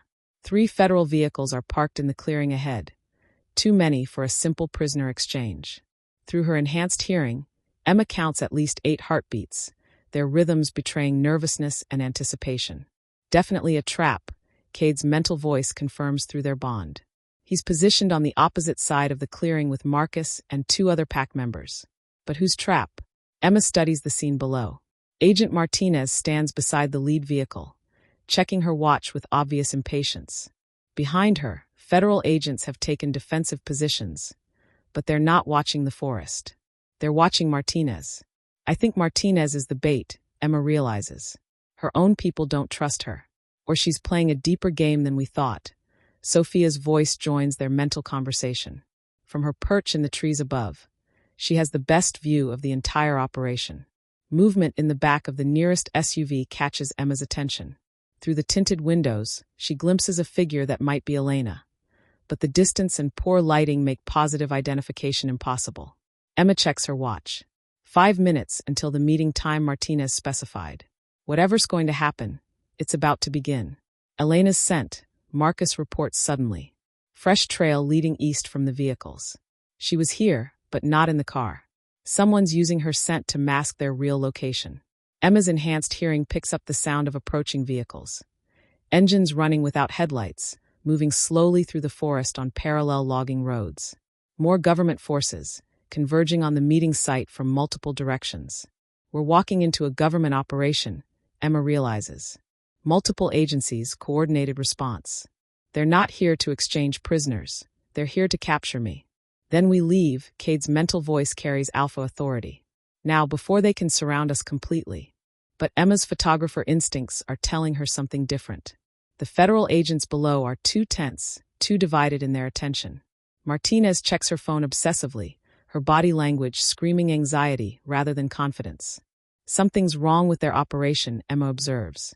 Martinez doesn't look like someone in control of the situation. As if summoned by her thoughts, Elena's voice echoes from the forest beyond the clearing, but not from the direction Marcus detected her scent trail. Emma, the call carries desperation and fear. It's a trap. The government agents, they're not really government. Chaos erupts in the clearing below. The federal agents spin toward Elena's voice, weapons drawn, but their movements lack coordination. Some advance toward the sound, others maintain defensive positions around Martinez, and a few actually aim their weapons at their supposed colleagues. Multiple factions, Sophia reports from her aerial view. At least 3 different groups, all pretending to be federal agents. Emma's mind races, piecing together the deception. Government imposters, real federal agents, and Elena, all converging on a location where she was supposed to appear alone and vulnerable. This is Agent Martinez. A loudspeaker crackles from the clearing. Emma Blackwood, if you're listening, do not approach. The situation is compromised. Gunfire erupts from the eastern tree line.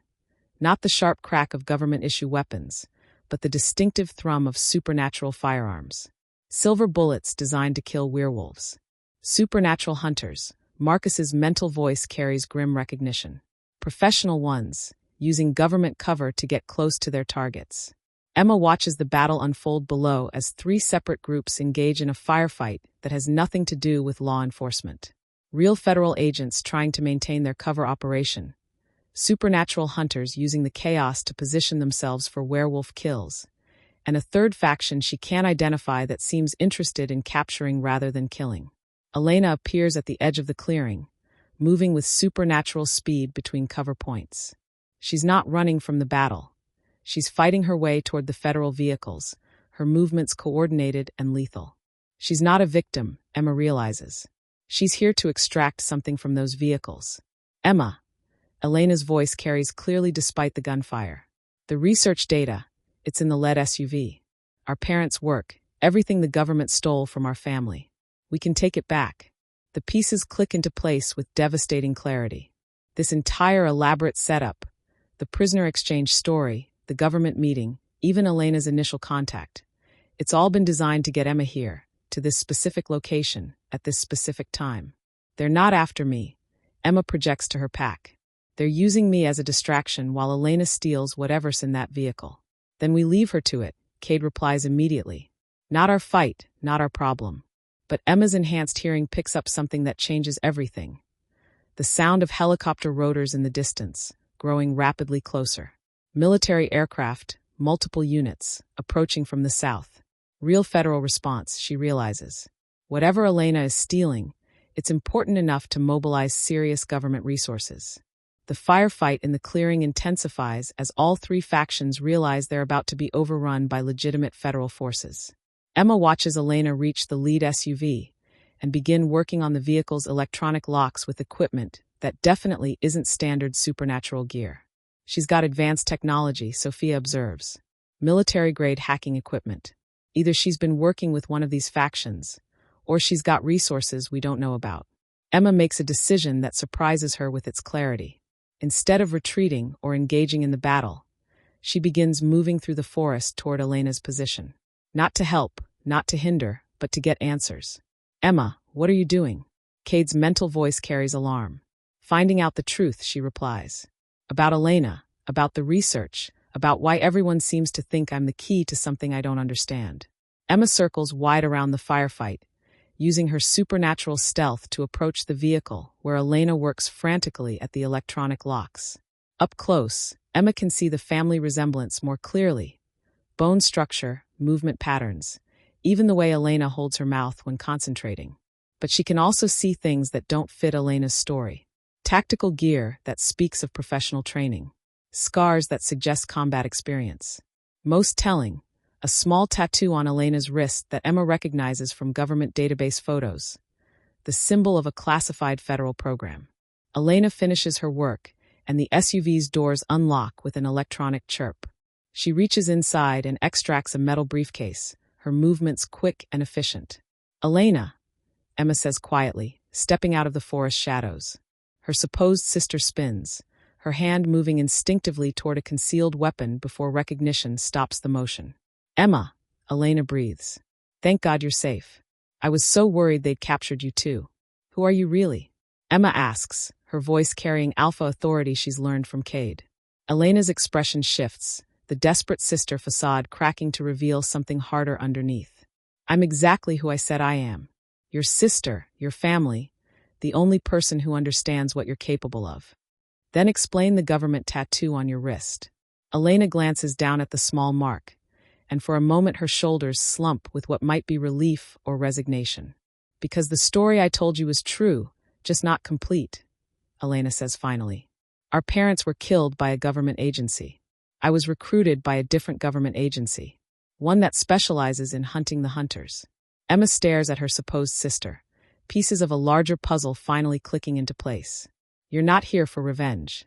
You're here on assignment. I'm here for both, Elena corrects. The research data in this case represents 20 years of work built on our parents' foundation.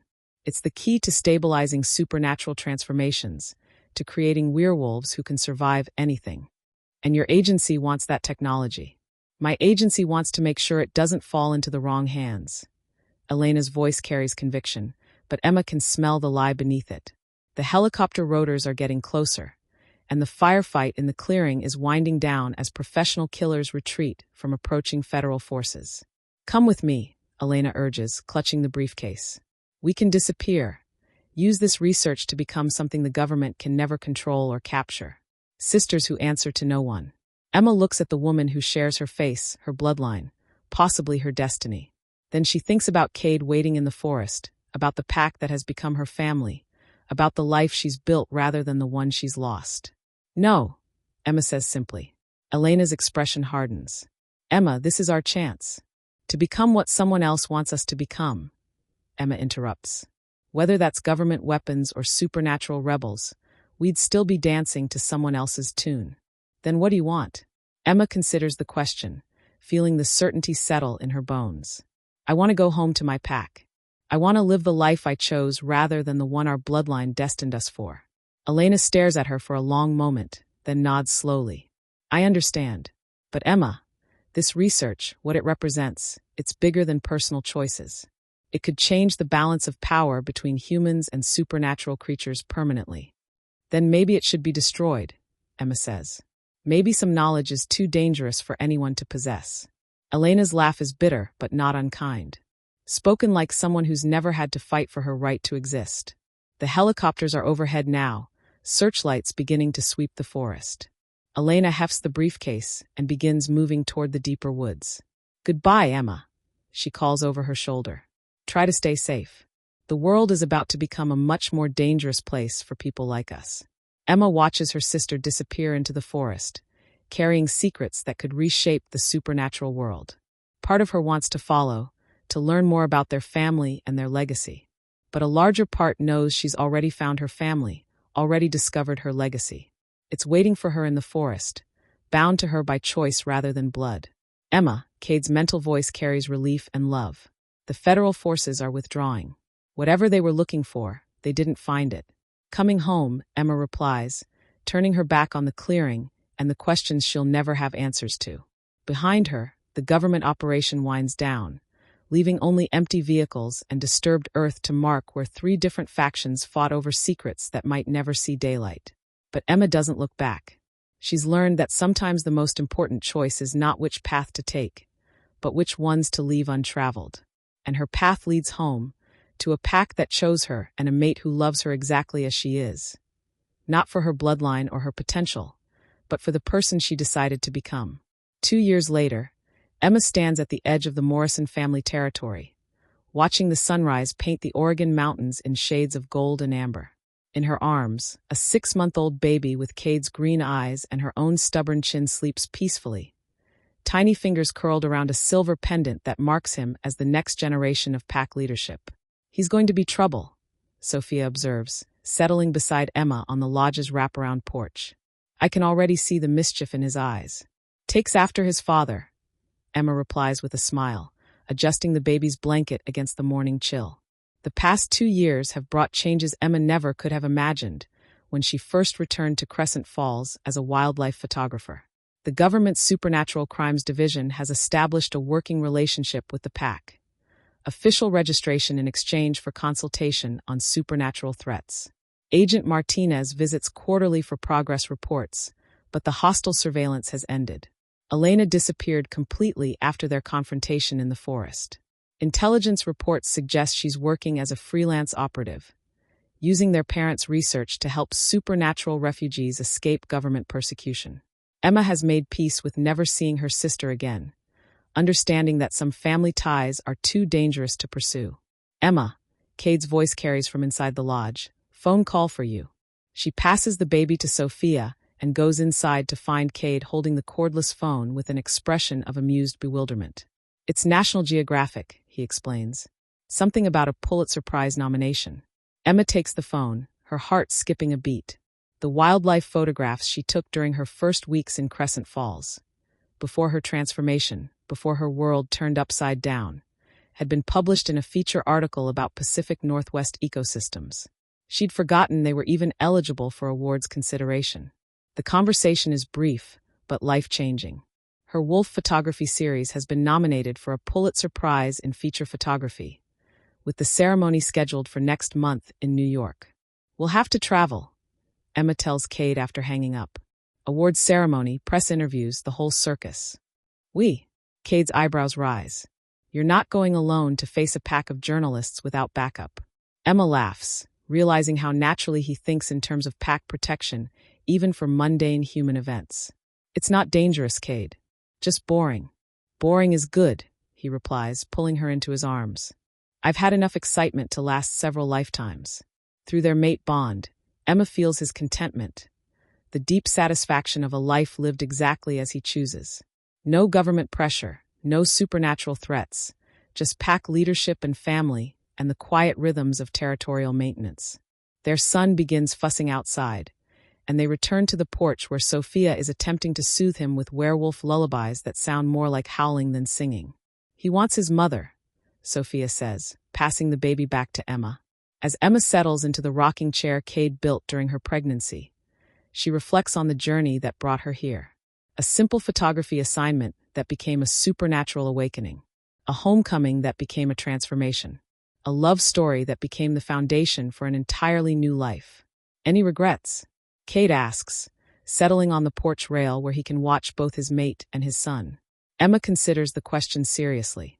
She thinks about her human life, left behind when she chose transformation. About Elena and the family history she'll never fully understand. About the government secrets and supernatural politics that continue to swirl around them. None, she says finally, and means it completely. The baby's eyes flutter open, those distinctive Morrison green that mark him as Cade's heir and pack legacy. When he sees Emma's face, he makes a soft sound that might be contentment or might be the beginning of his first word. Hello, little one, Emma whispers. Welcome to the wildest family in Oregon. In the distance, a wolf howls, not pack communication, just the ancient song of creatures who run free through mountain forests. Emma's heart responds with recognition and joy, her wolf nature celebrating another perfect morning in the territory she's claimed as home. She has a mate who loves her, a son who represents the future, and a pack that would follow her into any danger. She has awards recognition for the human life she lived before transformation, and supernatural abilities she's still learning to master. But most importantly, she has choice. Every day she chooses this life, this love, this impossible family that spans the gap between human and wolf. And every day, that choice feels like the best decision she's ever made. The sun climbs higher over the Oregon mountains, and Emma Blackwood Morrison settles deeper into her rocking chair, surrounded by the sounds and sense of home. In her arms, the next generation of pack leadership sleeps peacefully, dreaming whatever dreams come to babies born into a world where magic is real and love transcends species. It's a good life, a wild life, a life worth every impossible choice that brought her here. And in the end, that's all any werewolf can ask for. The end.